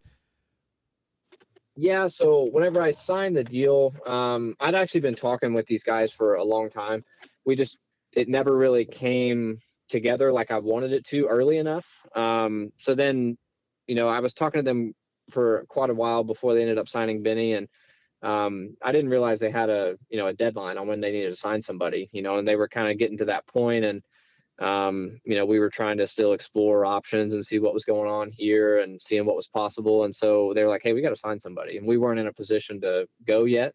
They ended up signing Benny, and I thought the deal was over. I was like, damn, I just blew my shot to ride for these guys. I'm like, that sucks, so I had to call Carlin and be like, yo, like, is there any way that I could still ride, for you guys, and, are you guys still interested? And maybe you have a second guy. And one thing led to another. I was able to go up there and ride the bike, and then I had to make a decision pretty quick after that. So I went up there, rode it, and I'm like, dude, I really think I could work with this thing. I was, pleasantly surprised with how it went. And, we ended up signing, I think, a week or so after I rode the bike. And that was still pretty early on. And I was like, hey, is there any way that I could race this bike for the SMX thing just to get us some gate drops on it, before next year? And there could it have happened? Maybe, but I just don't think they were in a position to do that yet. You only get one time and one chance to make a first impression, and they wanted to do it right and not feel like it was rushed and do all this stuff. So I understood. I was like, okay, that's fine, no problem. I did have to ask that question. So that was something I asked. They weren't ready to do it yet, so I was like, okay, no big deal. I'll figure something else out. And luckily, I was able to do that on my own and kind of piece this whole thing together. But I have two brand new beta 300 two-strokes sitting in my garage right now, and I'm just waiting for LA to be over so I can go ride these things. But I haven't quite got to ride them yet. But I did ride the 450 before I ever signed with these guys, just so I knew what I was getting myself into. And man, I'm excited, dude. I hope this is going to be a really fun deal for me. I hope I can use the knowledge I've learned over being at all these great teams I've rode for to apply to this thing, and really see how far we can take this thing. But I'm pretty pumped, dude. It's a good opportunity, I think, for me, for the team. There hasn't been a new manufacturer come into the sport in a really long time, so it's exciting, to be kind of pioneering a brand into here. So yeah, I'm pretty pumped. Yeah, no, it's funny to hear that we had Benny on not too long ago, and it seemed like this beta thing that like they were talking to you, then you thought you lost the ride, and it kind of seems like it's kind of come together last minute a little bit. But if when I look at it, I feel like you and Benny are great picks for for that team. So it's, even though it's kind of a last minute operation, I feel like you guys are solid choices. We just lost lost Colt. him. Yep. Let me try calling him back. Hang tight, guys. I'm not sure what's going on. Well, bear with us. Some technical phone difficulties tonight on the MotoXpod show. Brought to you by Race Tech and Boyesen. Colt Nichols brought to you by FXR Night. Are you back, Colt? Yeah, we're back. I don't know what happened there. Yeah, we lost you. We lost a we're good call to earlier, go. too, so maybe it's on us. But, yeah, did you finish asking your question, Scotty? I don't know. What all did you hear? No, I cut off literally right when you said you had Benny on not too long ago. Then I lost Oh, okay. So it seems like what you guys have described, that the process of getting you guys on the team was kind of a little bit of a last minute effort. But when I really look at you guys as picks for that team, I feel like it's a solid choice and that you guys are good fits for what they're trying to do. So, even though it was somewhat of a last minute deal, I feel like you guys got a solid thing going on. Yeah, I mean, I'm pretty ecstatic, honestly, with how it's got pieced together. It seemed last minute in a way, but at the same time, for me, like, I spoke with Carlin and Tim, the guys over there at Beta. I spoke to them in 2022. We've spoke about this for a long time. They were maybe going to enter the scene in this year for 23. That was their kind of idea at the time that we spoke. Like I said, quite a while ago. Over a year ago, we did FaceTime calls and Zoom things and stuff like that, and they just weren't quite ready to make the plunge that they, the big splash that they really wanted to make for Supercross. So they're like, we're going to push it back a year, get all of our ducks in a row, make sure we have every single thing that we need. And there's still going to be stuff that, they need that they don't have. That's just the way these things are, but at least they're going to have a lot better idea of how a lot of stuff works and, really get this ball rolling a little bit better. So they decided to push it till 24, and they're like, hey, we still are very interested. We want to do something with you. We'll talk to you next year when we kind of have a better idea of what we can do. And I was like, okay, no problem. So like I said, I've been in this process for a long time. I just didn't know that, it was going to end up signing, I guess, the date that I actually signed. It was just a little bit later than I wanted, but I've been speaking with these guys for a long time. I loved everything that they spoke about. When you think of manufacturers, you think of individual, teams, Factory Cowie, Star Racing, Yamaha, which is where I was. It was private teams for a long time. And that's where I came from, So now dealing with a whole manufacturer that you don't think of that, like Beta is a brand new manufacturer. Like, it's a new bike. Even now, like, I tell people, they're like, what are you doing for next year? I'm like, oh, I'm riding for Beta. And they're like, huh? And I'm like, yeah, like it's a new bike, new brand, new everything coming into Supercross. And so it's something people are going to have to get used to. But, when I went up there and rode the bike, one of the things that I loved was I went and met everybody in the race shop that was up there. And this is a race shop for, obviously the Supercross side now, but off-road stuff and everything Beta goes through this workshop. And every bike that they sell, it shows up here, they build it specialty to whoever buys the bike, and they send it off, do all this stuff. And dude, going up there to the place, getting to meet everybody, like, every person in the building knew that I rode the bike that day. And they were like, dude, how'd you like the bike? Did you like it? I hope you come race for us. And, all this stuff. I'm like, dude, that was pretty sick. Like, this is a manufacturer, granted they're a lot smaller than a lot of these other guys, but dude, if I would have strolled into Yamaha or Cowie or Honda, I'd be like, who the fuck are you? Like, you know what I mean? So, sure. So that was kind of a cool thing. And something that was just really appealing to me, to be on a brand from kind of the ground level. I mean, you never know where these things can go and, take off too. I hope that Beta will be a staple in Supercross for many, many years to come. That's obviously the whole goal. And then for me, I'm like, dude, if I get started from the ground zero, like, you never know where this thing can turn into. Hopefully I can finish my career here. And, if I want to stay involved in the sport somehow, maybe that's an avenue to do it, So there's just a lot of stuff that I really liked about this program, and everything that they told me, I was pretty sold on. So I'm like, you know what, let's do this damn thing. Yeah. Dude, I'm happy. Yeah, no other factory teams were really knocking at the door, and I'm like, dude, why not? What do I got to lose? So, absolutely. Yeah, it's cool. I'm happy for you, man. I think it's gonna be cool, and I'm sure, the factory team in the MXGPs has been developing that bike for a little while, and with Watson and Lupino, I believe, and they've had some issues, but that's to be expected. But yeah, I think as long as your mindset is like, hey, we may have some issues. Like, I'm not expected to go out and win right off the bat, but what we're going to do is get it better, improve, and build with this company. I bet you're going to have a lot of success with that.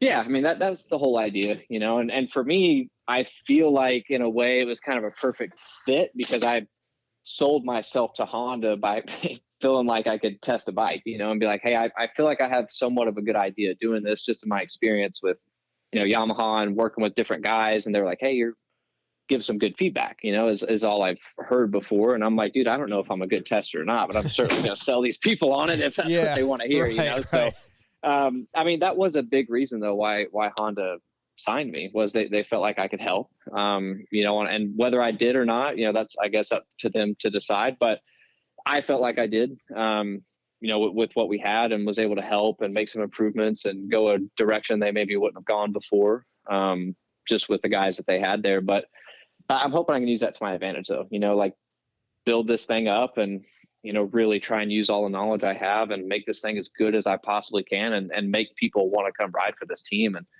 I feel like I can do really well on it. I really do. So we'll see. I mean, there's going to be bumps and bruises. There's going to be things that go wrong, and it's not going to be perfect, just like everything when it's new. But we're all aware of that. We all have a good idea what we're getting ourselves into, and we know there's going to be some tough times. But that's expected, like it's just the way this thing's going to be. But as long as everyone's on the same page, I think that's what makes it okay. And everyone is. So, like I said, I'm pretty ecstatic so far. Good to hear. I got two more questions for you, and we'll let you go. You mentioned Derek Rankin, the he's actually team manager there at Mad Parts. Jericho, we all know him as Jericho. How is working with him? He seems much happier than the last couple of years. Better. He seems to be back to his old self. Oh my God.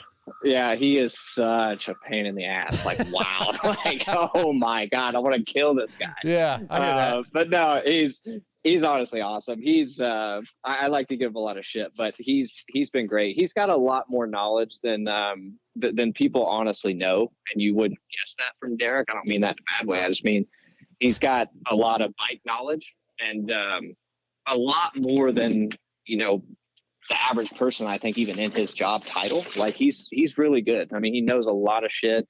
He's got a lot of really good input too. And he actually cares. I mean, as much as he gives off that he just doesn't care, he cares a lot, and he puts in a lot of effort towards his job, which I love. Like if you're going to take this serious, which we all do, but this is my job and I take it very seriously, and I try and do everything as good as I can possibly do it, from the training to the riding, recovery. Like I try and treat this like I'm a premier athlete, 'cause that's what we are. And, I try and do it really, really well. And dude, Derek, that's the way he approached this job, and he's good at it. I mean, he really is. Like, he's good at what he does, and it's honestly been fun. We've never worked together at this capacity. Like, when he was at Star, he was Christian's mechanic, so we were head to head every weekend, which was kind of funny, but it was never like working together, so now that we've got to do this, it's been a really enjoyable experience. It's been fun. He's been a pain in my ass a few times where I wanted to kind of, get him a little knuckle sandwich. But for the most part, dude, it's been awesome. I've been pretty ecstatic to work with him so far. Cool. You going to a concert with him anytime soon? I don't think I'm going to mosh anytime soon. Come on, man. I'm ready for that. I just don't know if I'm Lamb ready. of God and Slipknot. Let's go. You just throw in the earrings and go, man. I know. I don't think he goes as hard anymore, dude. He does. Older now. No, he goes. I just don't know. I don't know. Dude, I just have to see it. Yeah, him and Jesse James went to Arizona a couple weeks ago to see Metallica and Pantera. Yeah, anyway, that's right up my alley. But last question. This is non-moto. All right, two options here. If you could freeze time and stay right where you are in life, let's say beta in a year, or jump ahead to any time in the future, what would you choose? Jump ahead or stay? Yeah, stay now, currently, let's say within the next year, because you're going to beta. Or you could jump ahead 5 years and see where you're at. Oh, I'm staying all day. I'm in my prime, dude. I'm 29 years old. Okay. I'm looking right. You know what I'm saying? Like, I've been hitting the gym. I feel good about myself.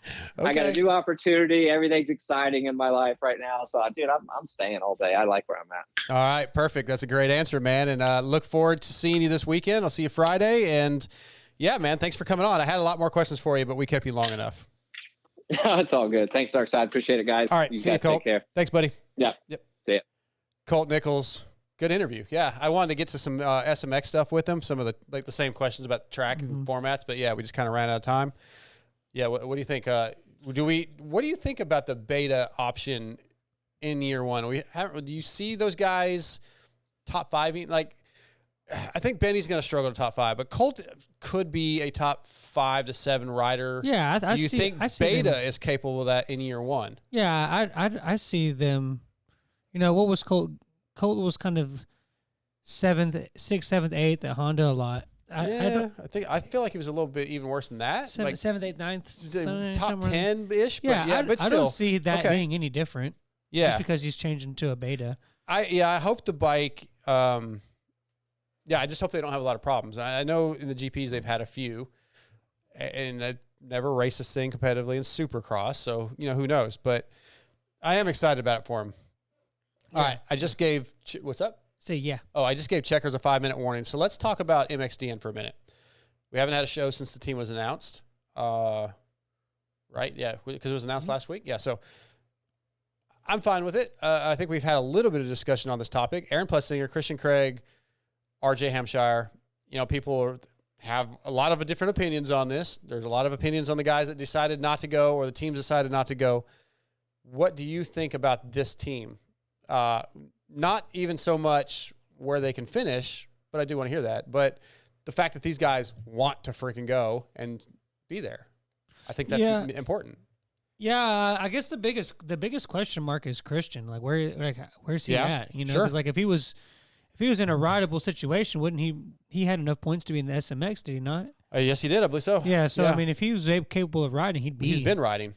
Yeah. He's back on the bike. Why didn't he do any of the SMX? I don't know if that was a Husky thing. I reached out to him twice this week to try to get him on tonight, and he did not respond. Thank you, Christian, for that. Yeah. Yep. We'll have to talk about that later. But yeah, I don't know the answer to that. Yeah, I think that they can. I think that third place is where I think that they should be. I think they should be on the podium. I don't. I think that they could. I think they could, but I don't know that's where I believe they belong. Okay. We'll say they should be top 5 all day. I'll give you that. All right. Because I honestly think Canada is pretty close to being as good as us. No, we're better than Canada. There's some good guys on that Canadian team. Nah, I don't know. What do you mean, nah? No, I'm not. Dylan Wright's good. crushing. Ryder McNabb's good, and T-Dag's not on the team. Why am I blanking on the other one? It's not T-Dags. AP was way faster than what. What's his? Yeah, AP's. Our team is good, very, very good. Just Pettis. Our team's very good, but I think Canada's got the best team they've probably had in forever, and I do believe they could be a top 5 team also. And with the way Donations goes, I mean, just don't know. They very easily could back their way into a second or so. It's gonna be tough. I didn't say it wasn't going to be tough. Australia, Italy, France, and Netherlands. If they have if one of those guys has more than one bad throwaway race, and we're a solid 2, 3. I mean, there's definitely always that option, but I can see AP going 3-3 in his motos. Oh no, I'm not there. I'd love it, but I'm not there. I think he can. Well, and I think he's going to step up for something like this. I hope he rides better than last time. Yeah, he kind of. Yeah, and then if RJ gets a whole shot, which I know is not his MO, but I mean, if he RJ needs to keep it on 2 wheels. Yeah, if RJ can be fast. I also asked RJ to come on tonight, but they're flying. A lot of the riders are flying tonight. They're going early. Yeah. It's a solid, RJ's super fast. I just need him to stay on 2 wheels. It's obviously it's definitely a B team, but I think that they can. I hate that term, but yeah, I guess it is. I mean, it is. Yeah. But would you rather? Okay, let's say this is a team that wants to. This is a team that wants to be there. Let's say we had 2 other guys that were elite guys, a Chase Sexton type, a Jet Lawrence type, that were nominated as a team and they're going, but they don't want to go. They need rest. They're tired. What would you rather have? Yeah, see, I get that point, but I feel it's not a point. I'm just asking your thoughts on it. Well, I think that even if a rider didn't want to go, as soon as they got there, that would be irrelevant. Because once they get there and then they're in the vibes of the whole race, then I think they're going to be primed up and ready to go. And the thoughts of not just like how when we do the show, like we'll get here and like, don't feel like doing this tonight. Yeah. You don't feel like doing this tonight. And then we get into the show and we start laughing, kind of having a good time. And at the end of it, you feel way better than you did coming into it. I thought I was about to fall asleep before the show started. Exactly. Yeah, It's exactly my point. So I feel like it's kind of, Yeah. That's the why I wouldn't say that. All right.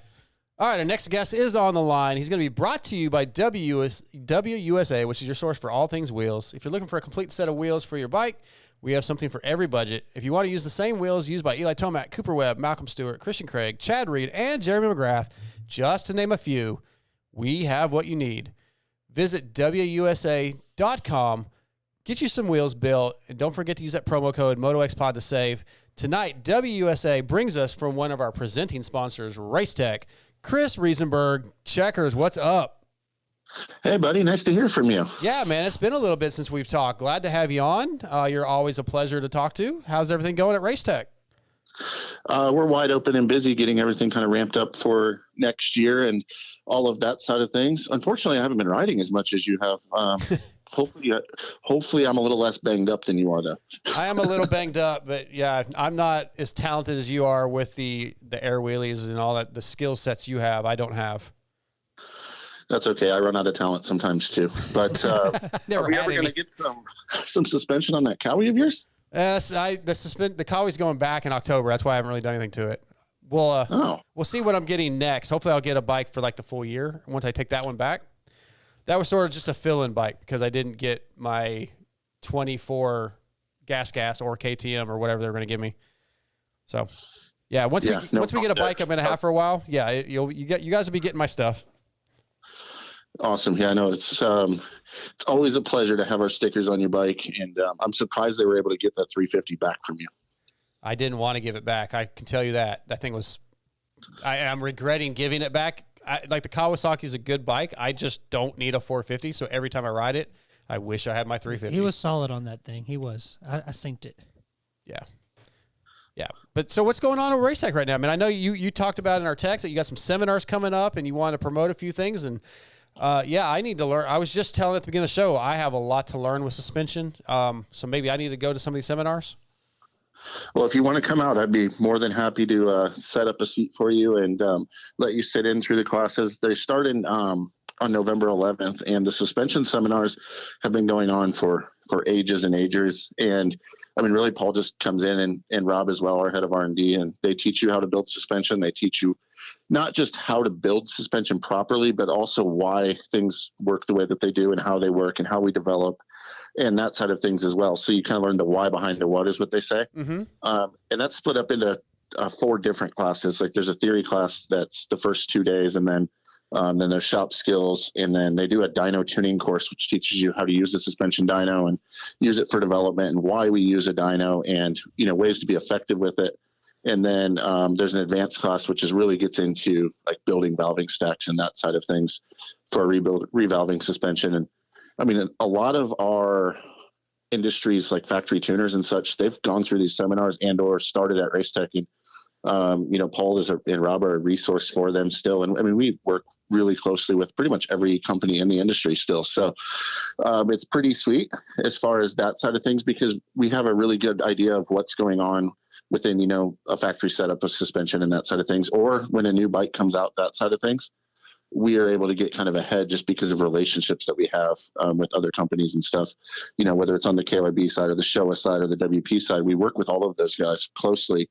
So, if there's a new set of forks coming out or, a new install or development of like a different shock or something, we'll know that it's coming ahead of time. It can be ahead of the curve. Yeah, it's really impressive what Racetech has done. And of course, it's not only suspension, it's also engine components and engine rebuilds and all that good stuff. But you're mostly known, I think, by the general public for the suspension stuff. And I love what you guys have done for me and how much you support the privateers. And then with these seminars, like it's open to the general public. You just racetech.com, you find out the dates and apply to go, right? And you're there, what is it, 4-day thing? So it's a week long, basically. Okay. You start on a Saturday and then it goes through a Friday. And then the following weekend, we've started doing I think we're going into year 5 of our engine seminar as well. And that's for mid to advanced tuners. And that is really like a development workshop, and it's a bunch of engine tuners get together and, discuss trends and, go through, what's working and what's not and how to build a basically world-class engine. And you might not hear about our engine stuff as much because a lot of the stuff we're doing doesn't have our sticker on it and doesn't have our logo on it. But that department has grown just time and time again. It is churning out so much work. It's pretty amazing. And there is a lot of factory programs throughout the motorsports and power sports industry using Racetech now for their stuff, which is awesome. And you just don't know about it. And I can't tell you about it because I can say that it's happening, but I can't tell you who it is because there's NDAs and such. And Sure. Their stuff's all proprietary, but it's really cool that we've gotten to a spot where some of the best names and best engine builders out there are using Racetech for their stuff, going through our shop, and they trust us with it. And that's quite the pat on the back. And it's obviously been really, really good for business. It makes it frustrating for me on the marketing side because I want to shout to the world about all the cool stuff we have going on and I can't, but it's just a different side of the business. We set out on the engine side to really be a resource for builders and tuners. And we don't build full engines in-house. We don't want to build full engines in-house. We'd rather support somebody else to do that side of the business. So we focus on R&D and making a really, really good head. And we're starting to make some parts and, like valves and valve springs, I think will be coming at some point. Valves are already there. We have a piston supplier now, and we do a lot of mapping and that side of stuff on the ECU side as well. So we're a really good source and supplier and spend all of our time and effort on R&D. Very cool. Yeah, you guys have just come a long way, and like I said, so heavily involved with privateers and teams. It's there's no doubt why people use you guys, and it's successful. We see a lot of these privateer teams crushing it and riders crushing it with your stuff. So if you can get through a set of whoops and comfortably, I think you guys probably have a basic idea of what you're doing. And it's I don't know, you guys made my bike better. My Husky. So and I have zero talent. We've already discovered that multiple times. So. Yeah, it's awesome. I mean, I love supporting the privateer guys, and it's fun for me because I like to watch guys reach their goals. And you take a guy and help them make their first night show. It's just like winning a main event, like that same feeling, or you put your guy in a first main event, or we have had guys get on the podium using Racetech stuff, which is awesome as a privateer. Like that's huge. And to podium a Supercross with Racetech stuff on your bike and not a factory team and not factory stuff that's a massive accomplishment, and it's super cool. And obviously those guys are just as pumped as the guys that are winning championships and that side of things. So, it's really fun and rewarding on that side, but also on like the development side, we're working with Yamahas, we're working with Kawis, we're working with Suzuki's and, all the different brands versus focusing so much on one brand. And then, you start getting into, a very specific chassis setup with clamps and, linkages and that side of things versus, a lot of times working with the privateers, we're working with a handful of different configurations for the rider. So we're getting a better knowledge base that we can pass down to our customers. So we can look at it more of an R&D expense and not just a marketing expense when it comes down to working with the privateer guys. And then we pass all of that down to our dealers and centers. And that was part of the other reason I messaged you about wanting to get on is I've been hearing this thing going around as our dealers and centers have gotten more and more successful. Some of their competitors have gotten more and more aggressive. And the constant thing that I'm hearing over and over is, wow, you must not be a very good tuner if you're going to Racetech and using them for all their answers. And they're discrediting the tuner. And I wanted to clear that up. Like if a guy is using Racetech stuff, that means that they have access to our R&D department. And we spend over $1 million a year on R&D to develop our suspension and, make things better and always are trying to improve. So that's year after year after year. That's millions and millions of dollars. But then we're also combining that knowledge with the knowledge of every dealer and center out there. And just because a guy's choosing to use Racetech stuff doesn't mean they've just forgotten about everything that they were doing beforehand. And, a lot of these guys weren't using Racetech products prior, but, they still know how to build suspension. They're just now combining that knowledge with the Racetech side of things. So they're still able to go to the track and they're still able to test and tune and make setting changes. But what you find with like a smaller company, a lot of times is, they have a really good setting for a 165 pound intermediate on a Honda, because that's the guy that they tested with the most and spent their time and resources with, because they come up with a setting. I mean, that's weeks upon weeks upon weeks of testing, right? For each model. Well, then what happens when you get a 195 pound rider? That's a C rider. Well, now you got to come up with another setting. Are you going to spend weeks and weeks coming up with that setting? Well, eventually, how are you going to get across all the bikes and all the brands? Well, that's where Racetech comes in and lends a hand. And the stuff that you're not specialized in already. We have a really good setting to go out the door. Within a few clicks, your customers should be happy 98% of the time. And those are the businesses that are really successful in being built. So they're combining their knowledge. It doesn't make you less of a tuner just because you're using Racetech. It actually makes you smarter because you have us as a resource. Yeah. Why would you not use all the resources you can get your hands on? Yeah. Yeah. I always use your guys' clicker and setup guide or whatever. Yeah. For my There's bikes. a ton of search options on their website for spring rates. And that's about the only kind of suspension work that I've never had anything custom or factory or anything like that. So, what you guys do has always given me a good feel on any bike that I've rode. But what I kind of wanted to see from you was what's one of your when it comes to vet guys or not, because I feel like the amateur kids that are coming up, like the related kids, that's a whole different ball game. I'm talking about like the guys like me and Dark that have been riding their whole lives, are always are intermediate riders, and then they get their stuff done through you, and you've seen them just like you saw them ride before, and then you see them ride with the new stuff. Like what's like the biggest success that you've seen? Well, the biggest thing that I want people to start with is, even before sending it to us, at least set your sag and make sure your forks are parallel. The amount of times that I see pinched forks and the guys are like, man, it's harsh and has no traction on the front end. Like, do the stuff that's free first. And if your linkage is super sticky and stuff like that, like, go ahead and do all the stuff that's free. And then, if you're able to, obviously I want you to send it in and get a revalve, at least get proper spring rates. If you're not within that kind of window for the stock springs to be really close for you and all of that stuff, we give all that information away on our website as far as oil levels and spring rates and all of that side, what the stock rates are, what we recommend. All of that stuff's on our website. But the most thing that I notice with guys, it's not so much you go so much faster right away. It is that you hear the comment that it's more consistent and you make less mistakes and it's easier to go that speed and it's more comfortable.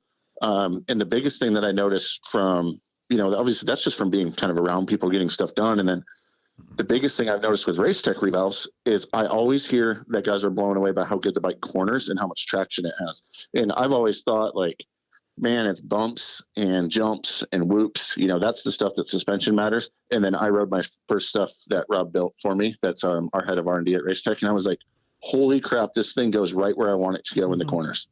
And it felt like a completely different motorcycle. And that is why I actually work there now. Like, I believed in it because of that experience, to where I was like, I can sell this. Like, I want people to experience this.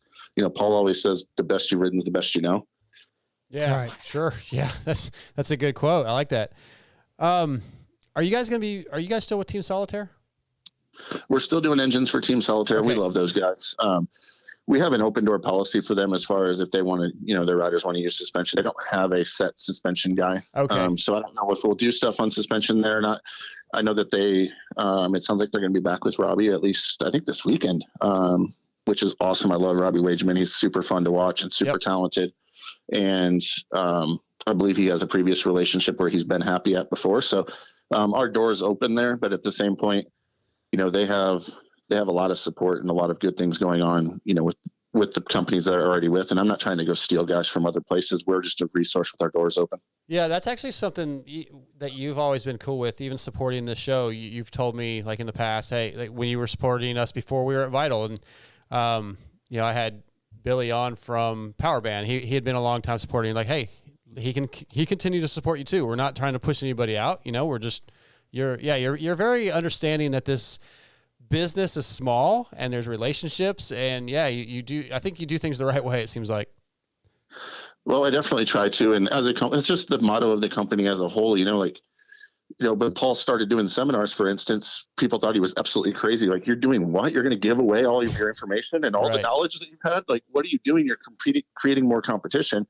And Paul's like, no, I'm going to create more customers, and there's plenty of work to go around for all of us. And the fact of the matter is all of the companies at some point, some level, have accounts with us and buy from us. So, whether they're using our stuff or not on the outside, it doesn't matter what the sticker says. And the biggest thing is each step your ego out of the way is very, very important. And, you look at it as a business side as a whole is like, if we can help people make good businesses and help the sport grow as a whole. And, my goal is for more people to get their suspension done, because honestly, it's going to make them enjoy riding more. And then the tracks are going to be busier, and, guys are going to be safer and healthier and not laying on the sidelines. So, if you look at it really big picture, it all works out in the end, and it's a whole lot more fun to be able to go to the track, go at Loretta's and walk right by the Factory Connection guys and know that I didn't talk crap about them. I have nothing bad to say, and that we can get along just fine, if I bump into them at the beer tent later or whatever. Yeah. You're one of your dealers was out at Next Level this weekend when I was there with Daniel Blair in South Carolina.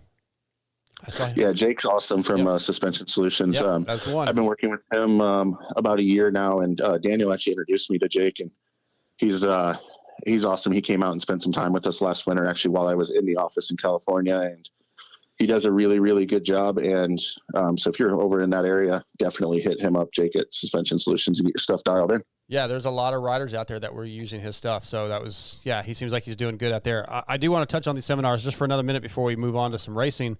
It's once a year, right? So if people are interested, they need to get on the website, racetech.com right now, and get signed up and look into it, because the seats fill fast, as I recall.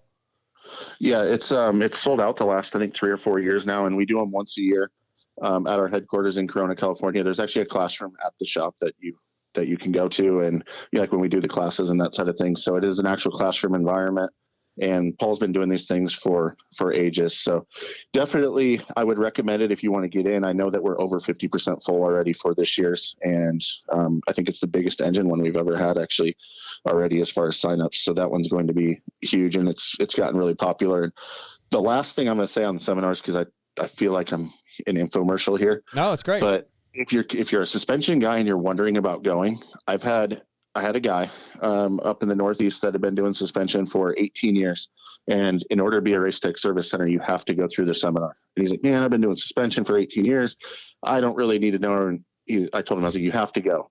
He went to seminar. He learned so much that it was all too much to where he went back the next year because he was only able to retain half of what he learned. Wow. And there is a discount to go through it a second time, but it's very, very common for guys to go through the seminars actually more than one time.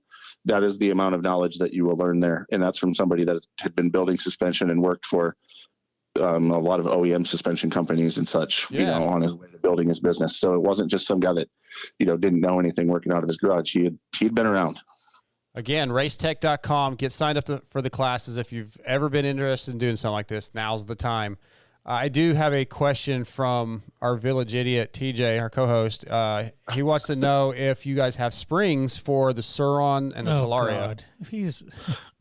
So I don't have an exact answer on if we have them available yet, because our spring manufacturing has been honestly a little bit of a hurdle as getting stuff done. It's just super back ordered on a lot of stuff. Luckily, we were kind of overstocked at one point. So most of the stuff we still have. But I can tell you that Paul went out and bought a Sur-Ron, and Andrew, our engine guy, bought a Talaria immediately, and they've both been torn down at the shop. And we are looking at what options that we will have for suspension for them going forward, what makes sense. Obviously, we have our custom shocks that we are built to order in-house. So for us to build a shock for them is probably most common and likely to happen. Then the suspension side, it's like, do we upgrade the stock stuff? Do we do replacement stuff? What makes sense on that? The jury's still out on that one, but I can tell you that if stuff is not available, that it's coming. And if anyone wants to shoot me an email, just chris@racetech.com. I can find out an answer to that and get back to you. And even if it's not listed on the website, it might be something that we have available. Just maybe we don't have kits ready to sell, or sometimes it's something simple like instructions aren't done yet, and it's a set of springs and it's somebody that knows what they're doing putting it in. It's not that hard for me to sell them still. So we run into that a decent bit with custom stuff. I know. Like, for instance, a lot of people do the KYB conversions on their WP stuff. Yep. And they want to put dual spring in it, and I believe that stuff's all actually on our product search online now, but for a long time it wasn't. But we can give you settings for it. You just have to shoot an email or give us a phone call, because we're usually pretty open to developing stuff for people. I mean, that's what we are. We're the company that's out there doing R&D, and that's what we want to be, is the guys giving you guys the answers to build your stuff and make it work. Love it. Anything else that you want to talk about with Race Tech specifically before we get into a little racing? No, I'd way rather talk about racing and do some racing. Well, we haven't visited a whole lot this season, so what an epic season. We have all the Jet Lawrence stuff. We have Super Motocross, the 450 Supercross Championship that turned a couple times with Eli. Looked like he was going to wrap it up, got hurt. Like, what stands out to you? This has been a hell of a year. What just stands out to you off the top of your head that just kind of mind blowing? I think, in Supercross, you have to go straight to like the biggest storyline and headline. It was the shock of Eli Tomac going out, and the bummer of that, and then not knowing if he's coming back. So it's so cool to hear that he's coming back, and Sexton getting the title is kind of secondary to that almost. And then you go over to outdoor, and really what stands out to me is just the summer of the privateers and the kind of global invasion that we had. Yeah, was really interesting and really neat to see. And then really the super motocross thing, I think for me, it's a couple things. One, it's the fact that it's working. And I think it's awesome for anyone in the sport, in this industry, for this to work. We always talk about, well, we want the sport to grow. We want the sport to grow. Well, we just have a whole bunch of money that just got dumped into the sport. We have really smart people, at Peacock and whatnot that put in Feld and MX Sports that are putting their money out there. They're investing in this, and they're not putting it out there for it not to work. So we're lucky to have them pushing it and their resources pushing it forward. And, they don't want the sport to stay where it's at. They're doing this to help the audience grow. Yeah. And so it's awesome to have that as a partner to help this thing grow. And if they can, well, great. That means more money for the riders. That means more money for the teams, all of that side of things.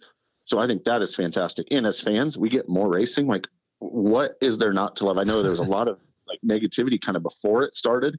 And I understand that it's not this elite title and that side of things yet. At this point. We have 50 years of history, but I think what people maybe sometimes aren't seeing is the big picture. If you step back, we live in a world where people only have a short attention span. And I use the March Madness thing when college basketball a ton. I never watch a regular season college basketball game, but I fill out a bracket and I watch March Madness every year because it's a small sample that I can pay attention for. Now think of on the other side, on the motocross side of things, there's people out there that aren't going to sit there like we do and watch every single lap that is absolutely possible that we can watch all season long, no matter what it is. Heck, I watch Arena Cross. I watch Canadian Nationals. I watch GPs. I watch everything. I'm a super big fan, but not everybody's that person. So now you put them, they have to watch 3 weekends in a row. That's all that they have to watch and focus on. And if we can get them for that, maybe they are enough of a fan that every now and again they start to tune into a Supercross, or they go to their local national to check it out because they became a fan of the sport because it was a small, easier to digest format that was super exciting with a lot on the line. And if you start doing that, that allows the sport to grow. I was just talking beforehand with, before we got on this call with, I was texting back and forth with Kellen a little bit, and we were talking about, all the new rules and the thing about gambling and stuff. And I'm like, they're obviously setting it up, in my opinion, to be on sites like DraftKings and stuff like that. Well, that increases not just the audience because you get the DraftKings audience, but the engagement from the fans. How many people play fantasy football? I was never a huge football fan until I started playing fantasy football. Now I'm all in because I have somebody to cheer for. So the gambling element is super, super important in fantasy games and that side of things. So I think that that as a whole in the industry, we want to make this thing successful. And right now it might not be the biggest championship, but if the teams start to realize there's more eyeballs on the super motocross, there's more money in super motocross, and the riders realize that all of a sudden becomes the elite championship. And 5 to 10 years, it could actually be the elite championship. And wouldn't you want to be remembered as the one that won the very first one if it goes to that? Yeah, that's a really good point. That's a really good point, because I do think this thing's going to get bigger and better. They're going to make improvements and tweaks, and it's going to become just a regular part of the series. In 20 years, everybody, the next generation will be like, what? There didn't used to be a super motocross? What are you talking about? What? Oh wow, it's 2 series? That's dumb. Yeah, it's pretty neat. And I guess the other standout on the racing side of super motocross is what a turnaround it's been for Mitch and Pro Circuit. Yeah. And that they have a chance for a championship now. Like Shimoda's turned it on. Their supercross season was an absolute disaster with, Forkner going out before he got down the start straight at the first race. And they just injury after injury after injury. They had to revive a zombie to be able to finish. Yeah, that's true. That's a good point. Yeah, they're coming on at the right time. I kind of feel, I don't know about bad for Joe, but it's like he finally is getting comfortable and things are going good. He's about to switch teams, and then that looks good for a couple guys that are coming to Kawasaki. Some that can't be mentioned officially yet, but yeah, he's in the right. Mitch is in the right spot right now. I hope it continues because they're looking good. You are 100%. Even a ham maker has Hamburger looked maker? good when he gets decent starts, and he just kind of has some issues. But the bikes are on point right now. Yeah, I think we just need Hammaker to stay healthy. Yep. And I mean, his results are pretty incredible. Going into the season, I think he had like over 50% podium ratio at the Supercross races he's been at. Mm-hmm. But the dude is insanely good, and even his outdoor skills are pretty good. Just a lot of crashes, and you have to be able to stay on the racetrack. And I mean, I hope that at some point we start to get to the 250 mentality switching a little bit, where there's longevity in the guys, because really the war of attrition in the 250 class is absolutely mind blowing on how few guys have been at every race. Yeah, you're right. And I mean, the 450 class has sort of been that way too. I mean, it seems like there's a lot of guys going out. This season's been a little strange. But yeah, I guess that's just the nature of our sport though, is there's always injuries. Maybe we're just more aware of it this season because of social media and how much we're covering it. I don't know. But yeah, if you could just, like, we were just talking about MXDN and RJ, and it's like just back it down, dude. Go 80% and don't crash. Like that's, I need you to not crash, RJ, for one weekend, no crashes. Man, it would be just amazing if he can have one of those days where he does keep it on two wheels and unleashes, because that's the difference between a good result and a bad result. A lot of times is that MX2 score, and RJ on his best day on two wheels can compete with anybody in the world, I believe, on a 250. Yeah. So he could very well be the bright spot for Team USA, but obviously there's a huge liability there of him washing the front and or getting, terrible starts. His starts have not been exactly perfect this year. So fingers crossed that we can make something happen and, put a respectable result in there. I'm just glad that we're sending a team. It is very important to send a team and give us somebody to root for, but also give the rest of the world like justification that, hey, if you win, we're able to beat the defending champions. I think robbing any team from that would also be really just poor, and it's a bad look. And I didn't realize that Grant Harlan's in for Team Guam. I had heard that. Yeah. Cool. Yeah, that'd be good. He deserves it. He's been riding good. So yeah. I will say that I think out of all of the people, all the three guys in the team, that RJ has the highest probability of winning a race. I think he has the best chance out of any of those three guys. I'll give you that. To win a race. Not saying that that's a high chance, but I'm saying that he has the best out of those guys. I'll give you that. I mean, I'm definitely not counting out Aaron Plessinger. He's got some talent and some speed, and he's really put together a pretty decent season here. Mm-hmm. I love AP. Yeah, almost won a Supercross, damn it. Oh. There, Checkers? Yes, I'm here. Okay. Yep, I'm definitely here. I'm just crying about AP's throwing the bike away. Yeah. I'm so sad. Let me ask you this. The Jet Lawrence saga, undefeated, obviously wins the Supercross 250 championship, undefeated outdoors on the 450. So the fanboys think, it's going to roll right into Supercross. Charlotte, we saw a little bit of a struggle. So people are, he's not so good at Supercross on a 450. Maybe he's going to struggle. I don't think he's going to struggle. I think he just had a bad night, bad setup. I think the guy is going to win a lot of races in 24. I'm not calling him for the championship, but I don't feel like there's going to be much of a learning curve for him. How do you feel? Well, what I think you have different with Jet Lawrence than a lot of different guys that have moved up to the class is he has the same, I believe I can win, and the same skill set that proves that he can win. But the difference is what I've seen, like a Carmichael or a Stewart, like they never backed it down. Mm-hmm. If they were uncomfortable, they would just push through it and ride through it. And a lot of times that was their rookie kind of learning curve issues, was adapting to be able to stay on two wheels and learn to back it down. Jet has proven time and time again, if he's not comfortable, he's not scared to back it down. He doesn't have to crush the guys by a minute. It's, what do I have to do to increase my chances of being kind of safe and get this thing done and thinking big picture? And I take that all the way back to last Saturday night. I strongly believe that the lighting was crappy. Jet was uncomfortable, and he didn't want to go the pace that he would have had to go to hold the win. So it's better for him just to take the second, let Ken by, and not risk crashing and wadding up, which is what will help him get through Supercross. I think that's a lot of what we saw at the Charlotte at the opener. Everybody was uncomfortable. You heard it from every single rider. They were uncomfortable. Jet doesn't ride through it when he's uncomfortable. He lives to fight another day. Yeah.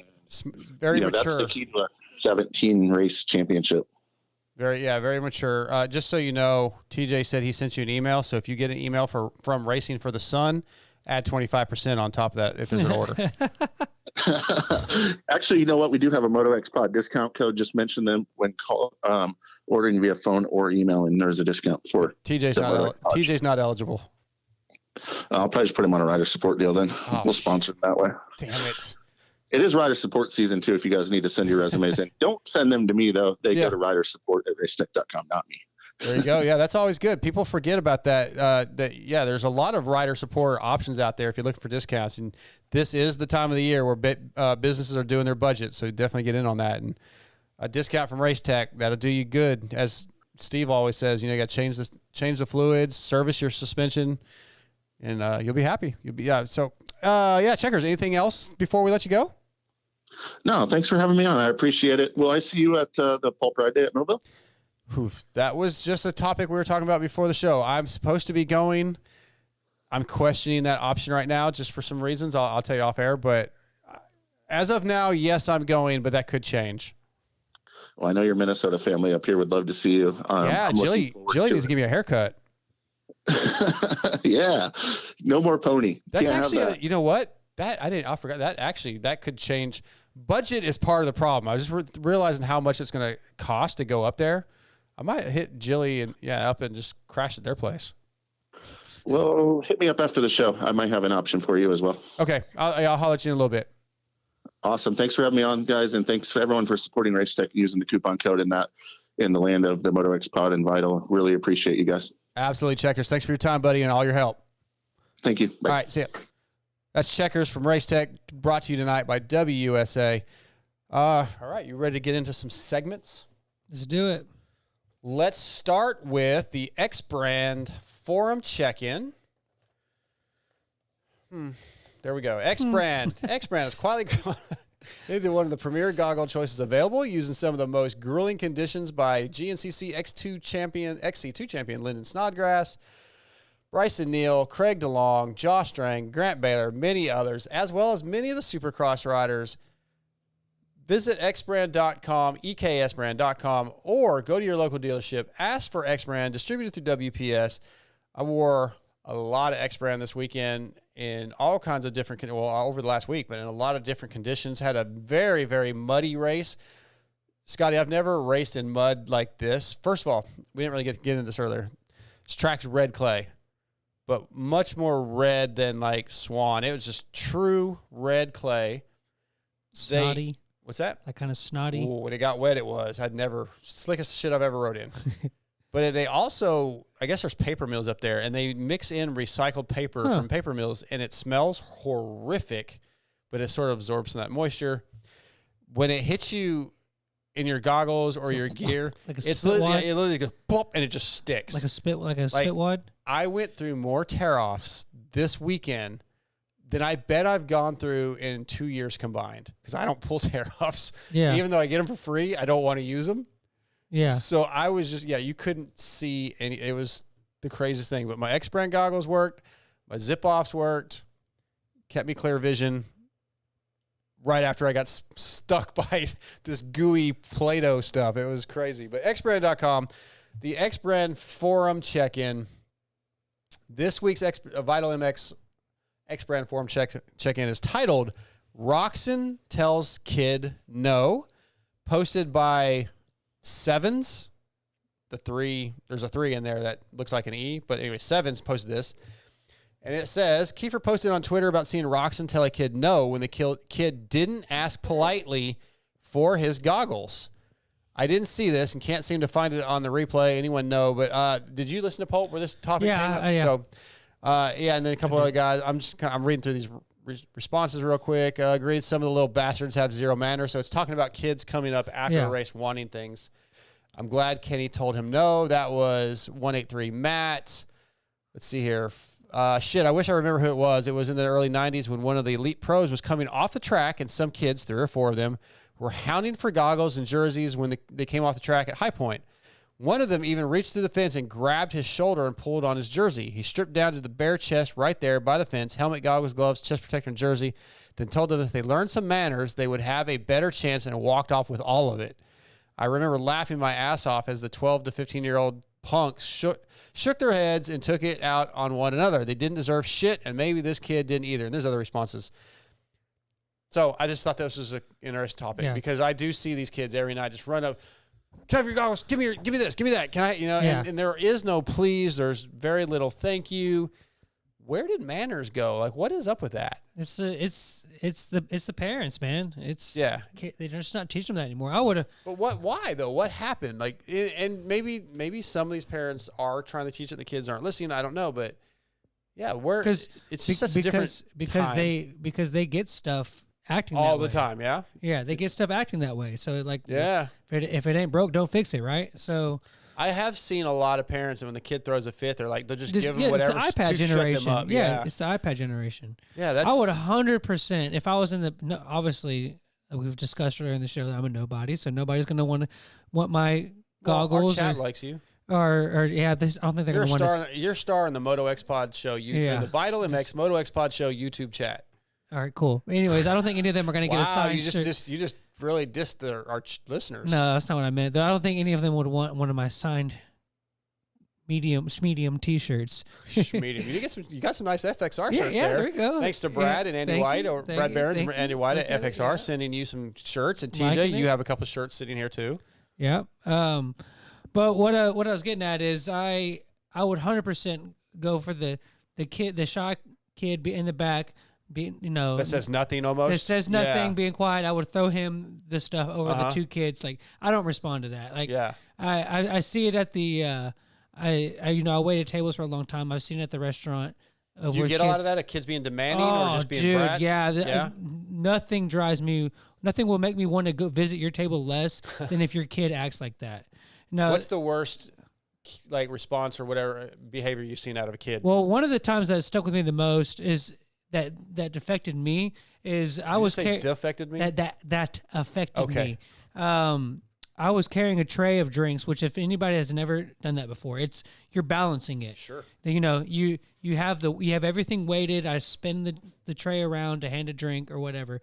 Spin it on your finger. Yeah, like that. So I'm holding it kind of like this. Everybody watching can see how my hands are, kind of like palming. And those of you that aren't watching, you know how a waiter or a server holds a tray. Yeah, exactly. So anyways, one time the kid comes up and he sees his drink on the tray, and I've got like 10 drinks on the tray. Yeah. He reaches up and snags the drink off, snags it. And luckily I was able to save it, but it made all the drinks wobble, and I almost dropped all of them. And I probably would have dropped them on the kid, to be honest with you, because that would have been awesome. Because and then I just kind of looked at the parents like, really? Like, you're not gonna? They didn't say shit. No, didn't say a thing, and I was just like, wow. Yeah, I just couldn't believe that. So it's just basically the bottom line to this whole thing is just teach your kids some dang respect. Well, and I'm 100%, 100,000% with Kenny on that, on saying no. I'm not giving him the stuff. And then he what was coolest about that is that he said that that when he does give jerseys away, because he doesn't do it to greedy kids like that when he does it for auctions and stuff, they end up being some of the most biggest ticketed items, and they raise the most money. It's more rare. It's more rare, and it raises more money for stuff that actually matters than just some snot-nosed kid being like, that struck with me, because I hate it when kids act demanding like that. Okay, Motul emails. Thank you to X-Brand for that. Motul emails. For decades, Motul has developed high-performance synthetic ester-based lubricants. We're going to see if I get through this. This is one that tongue-ties me every time. Okay, are we paying attention? Yeah. All right. By selecting esters over other high-performance synthetic-based stocks and combining them with an innovative additive package, Motul has created a perfect synergy. I know it sounds like I'm reading, but I'm going to try to get this shit right. This most advanced ester core technology allows the maximum power output of the engine without without compromising reliability and wear. I was almost there. Oh, man, you were doing so good. Shop Motul.com and enter code VITAL20 to receive 20% off your order of $50 or more. Or go to your local dealer and ask for Motul products. Damn it. So close. Motul emails. Oh, shit. We already talked about this, but this is the one I have. I want to know your thoughts on the commentating. Having Weege in the booth finally is amazing, but as a whole, it was not a good broadcast. Ricky was tongue-tied every time he opened his mouth, and Will Christian blabbers on about nothing. How can it be fixed? It's a little more aggressive than I put it. Yeah. Thanks, Dylan. How can it be fixed? I think that the broadcast team wants to have guys that were riders in the studio, just like other sports have players. And some of our riders maybe aren't as educated, or they're not able to keep up sometimes. And it's just not as at the same professional level as other sports. Now, you did say other people make mistakes. Yeah. But it feels, maybe because I watch Moto more, it does feel more prevalent. It does not feel quite as professional as, say, baseball, basketball, football to me. Even I don't really watch NASCAR, so I don't know. But the whole thing is like, people have to understand is that we're targeted like how Monster Truck is targeted. It's you get the kids in. We don't want to be. I don't think. Do you want to be? You get the kids in, and that gets the parents in, and then the parents realize, oh, this is actually kind of a cool sport. I like it. Okay. But it has to be kind of elementary for people. Like, you got to think that most of the people that they're trying to target is not us. This is why I always go to I want a thing like Peacock where I watch one thing, and then the stuff that you try to put on air, do it another way. You like, target the kids that way. Let me buy a service where I'm watching the real breakdowns and the real important stuff. That's where I would like to see it go. Uh-huh. Have a private sector, and then have the one that you. Or you could like in NASCAR, you could pay for the radios. Yeah, if you're there, something like the radio that. of your favorite team or whatever. Have the Nickelodeon version that you put on TV, and then have one that I can pay for. I'll pay it. I'll pay good. We all would. So but who's going to do that? Who's going to be because I think the point Dylan's making is like James breaks some of these things down pretty well, but his grasp on the English language, it doesn't sound professional, a professional broadcaster. So what do you want out of your broadcast team? So have the guy that's more professional, and that can like Adam Cianciarulo would be good. Perfect when he goes that direction, which he will. If you want the proper diction and all that stuff for the more professional look, then have that on that other one. Okay, all right, yeah. I would sacrifice. But that also means that NBC or Feld is going to have to pay way more people, because now you got to have two broadcast teams, and how many people are going to pay for that package? Huh? They could lap. I feel like if you like we have the team that's on right now, like this weekend, we're Weege and RC. But if you're going to have another one that's I know that what I'm talking about is never going to happen. Yeah. I understand that, but I see. I guess I get your point, but I don't know what the answer is. Well, there are answers, but they're not. Not going to get into them. I will say there is a coach. NBC has a coach. Feld has, or there's a guy that works with those guys that could help with some of these things. They might need to implement it. I don't know how much they use it. There are struggles. I mean, it just is. Like, I couldn't do that. Like, I can't get through a freaking read without Bob. So I would be terrible at it. It takes somebody that really knows what they're doing. So it's honestly, or we're okay with it. Then it's whatever. Honestly, it's like the way the world has gone. Like, the world is becoming we're just becoming less and less educated. Like, dude, go watch like a 1997 ESPN2 broadcast with Art Ekman and David Bailey. Like, those dudes were freaking on it. Like, yeah, but I don't enjoy. Like, a lot of people love those guys, and I don't like those as much. Really? No, I feel like that's. I think I want between that. Like, I definitely don't want anybody in I don't want them in a suit and tie or whatever, or sport coat or tie. Like, just dude. Like, I'm kind of in between where I'm like, let's. I don't know, man. But that's not professional either. So yeah, like, it doesn't bother. I'm not against them being dressed nicer, but I don't know. I'm kind of torn. I just know that I struggle sometimes. That's a good idea, TJ. What do you say? We could do a live podcast at the same time the race is, and people could mute TV and listen to us. It's actually not a. People do. Hey, they do that. They do that on Monday Night Football. They have there's people that do that for Supercross. Well, no, they literally on ESPN. They have the Monday Night Football, and then ESPN2 they show the same thing, but they have Peyton Manning and Eli Manning that talk over it. Vincent Blair was doing that like last year for a lot of races. Really, Daniel's brother. Oh, I would see. I would wish I knew about that, because I would probably check that out. Yeah. But if Weege is on, I'm good. Yeah, Weege is the man. Yeah. Weege and Daniel would be the Yeah. perfect team, period. But anyway, okay. Shane, get what you want. yeah. Shane Borden also sent one in. He said, so Kiefer was talking about how one of the 2023 champions is considering taking a new single digit for 24, and he thinks it's going to be the number 4. Do you have any insight or guesses on who it would be out of Jet, Hunter, or Chase? I do not.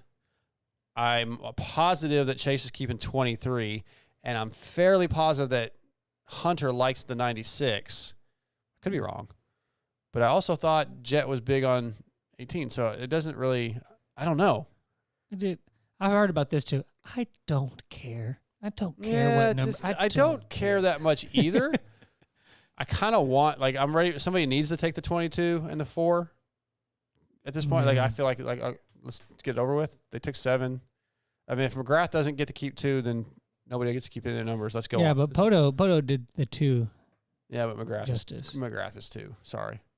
Yeah. McGrath. But you have it on this. If I was going to guess, if I was going to guess, I would say it's one of the Lawrence brothers, and I'm sure, man, the Jet's such a brand. I'm going to go Hunter. I don't see Jet changing the 18. No, so I'm going to go Hunter.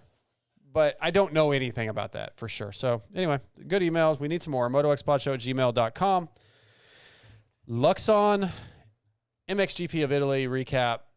You missed it. I only got to watch the highlights pretty much. Yeah. So this will be very in-depth.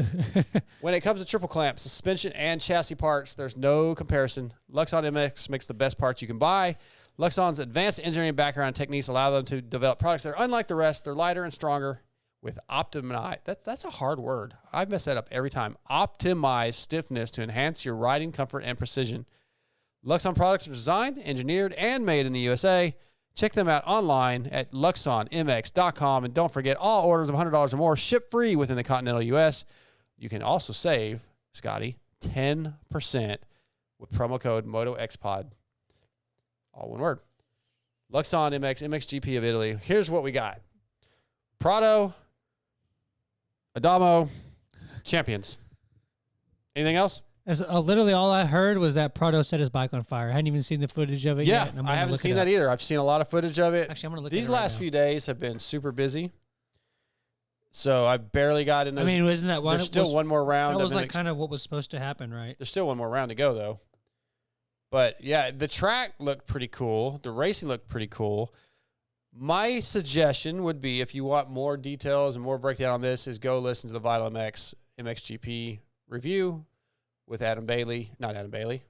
Adam, what? Oh, I thought you said something. With Lewis and Adam. Go watch that thing. It's one of the best pods we have on our feed. I unfortunately didn't get to watch it. Geertz had a good ride, though. Lagenfelder, all the guys that you would expect to be good were good. Championships are over. Congratulations to those guys. Next year, I have to be even more involved watching those things, have more time, because it is really some of the best racing in the world. So, yeah, very excited for next year. Not a very good breakdown. I'm sorry. Yeah, guys. yeah. Oh, I'm trying to find the video of him. Oh, we'll do that later. We're not going to be able to play it on here anyway. I know, but I just want to see. Be paying attention. Pay attention. Put your phone down. Oh my God. Okay.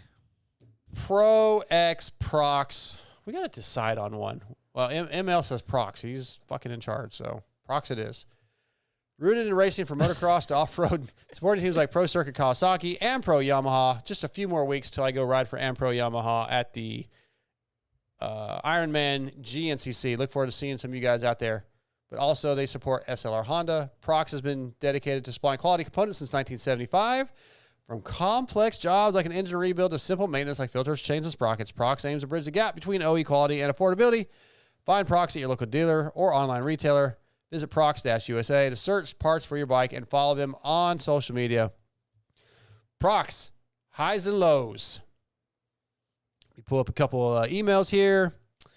There's another email I was supposed to read. Shane Borden again. Highs were how good Kenny and AP were riding. AP was looking so good. Just terrible starts, which was a bummer. My low was Jet waving by Kenny. Ken was on a roll, and we missed out on what could have been an actual battle. On the track, Jet was looking at his bike like something was wrong. Then we got off the track to his mechanic. He was saying it was his goggles. Then on the podium, he said it was a baby gift. He was all over the place. I feel like he didn't want to get beat straight up, so he pulled over. Seems to be a little bit of consensus there, guys.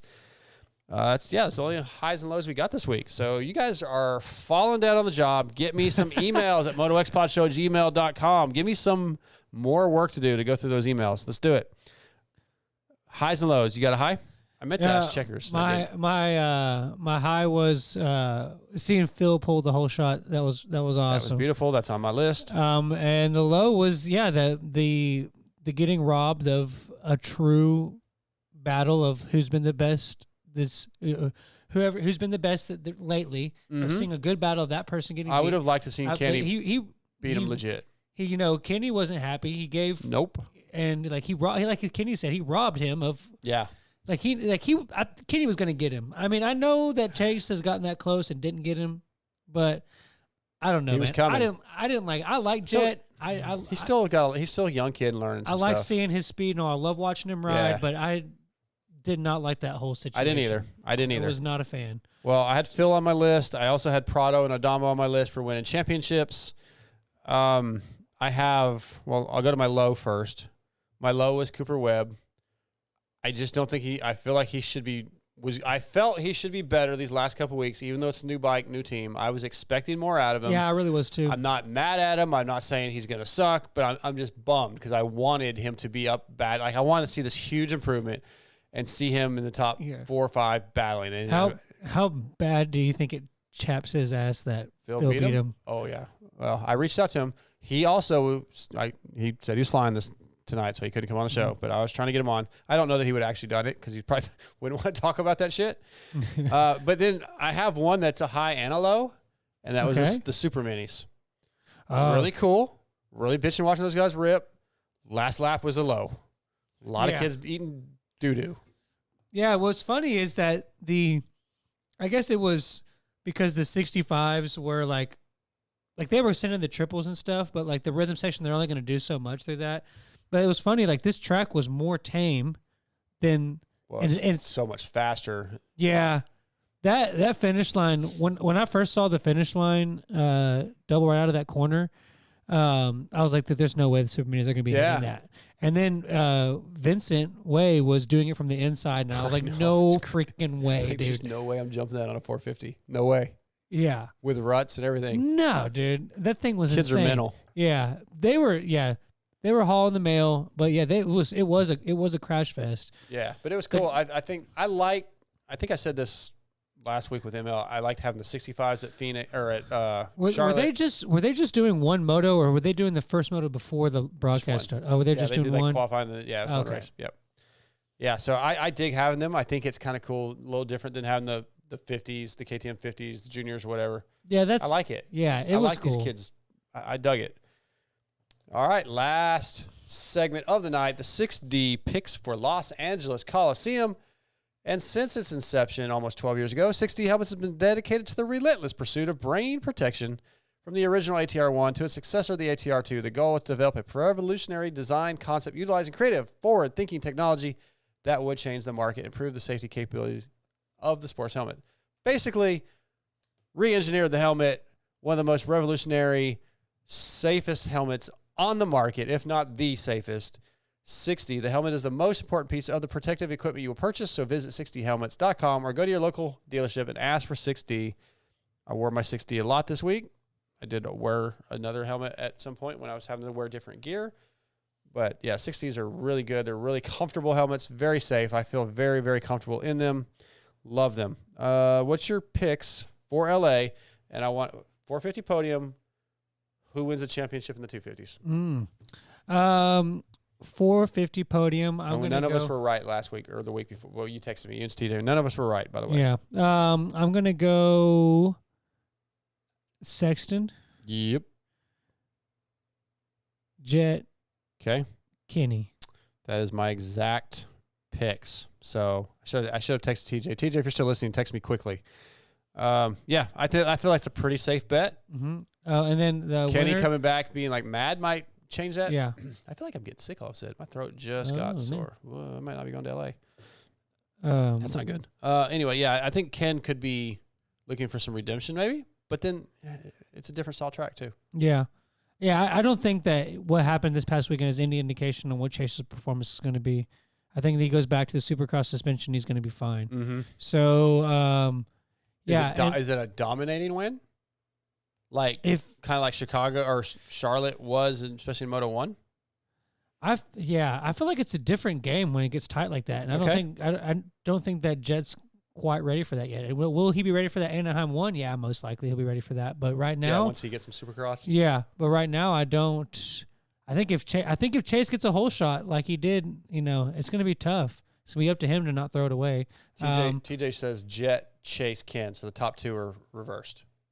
No, Jet wins. But it's pretty much whoever. If is it the same situation in both classes where Kenny, Jet, or Chase wins, they win the title? It's very, very tight points right now. I think so I have it. So pretty much whoever wins the championship, right? Yeah. Basically, that's it. Okay. I'm gonna go. I think with the man, I really want to pick Joe because he's riding so hot. But I think Hunter comes through with it. I think Hunter wraps it up. So if this is right, it shows that Chase has 3 points. No, that can't be. That's all mixed up the way they do this. I have to pull it up differently. So I don't have them in front of me. That's fine. Who's your winner? Who wins the championship in the 250 class? That's what I was just saying. I really want to pick Joe, but I think Hunter pulls it off. Hunter's your guy. Okay. I'm going Joe. Joe's going to win the championship, and then he's going to drop the mic and leave Kawasaki going on to Honda. Yeah. Well, then we have Chase winning the championship and doing the same thing. So. Yep. Not Okay. Cowie, but. Yeah. What'd you say? He's not going to Cowie. Oh, okay. I thought you said going to Cowie. We're not going to Hunt. Whatever. Yeah. Okay, that is the MotoXpod show for this week. I want to thank our presenting sponsors, Racetech and Boyesen. I want to thank Pro X, Guts Racing, X Brand Goggles, FXR, 6D, Luxon, Motul, WSA. I want to thank Colt Nichols, Dilan Schwartz, and Checkers for jumping on the show. A lot of fun being back in studio. Thanks for all the comments on last week's show from Club, because I thought the audio might be a little rough, and everybody seemed to like it. We'll be back next week.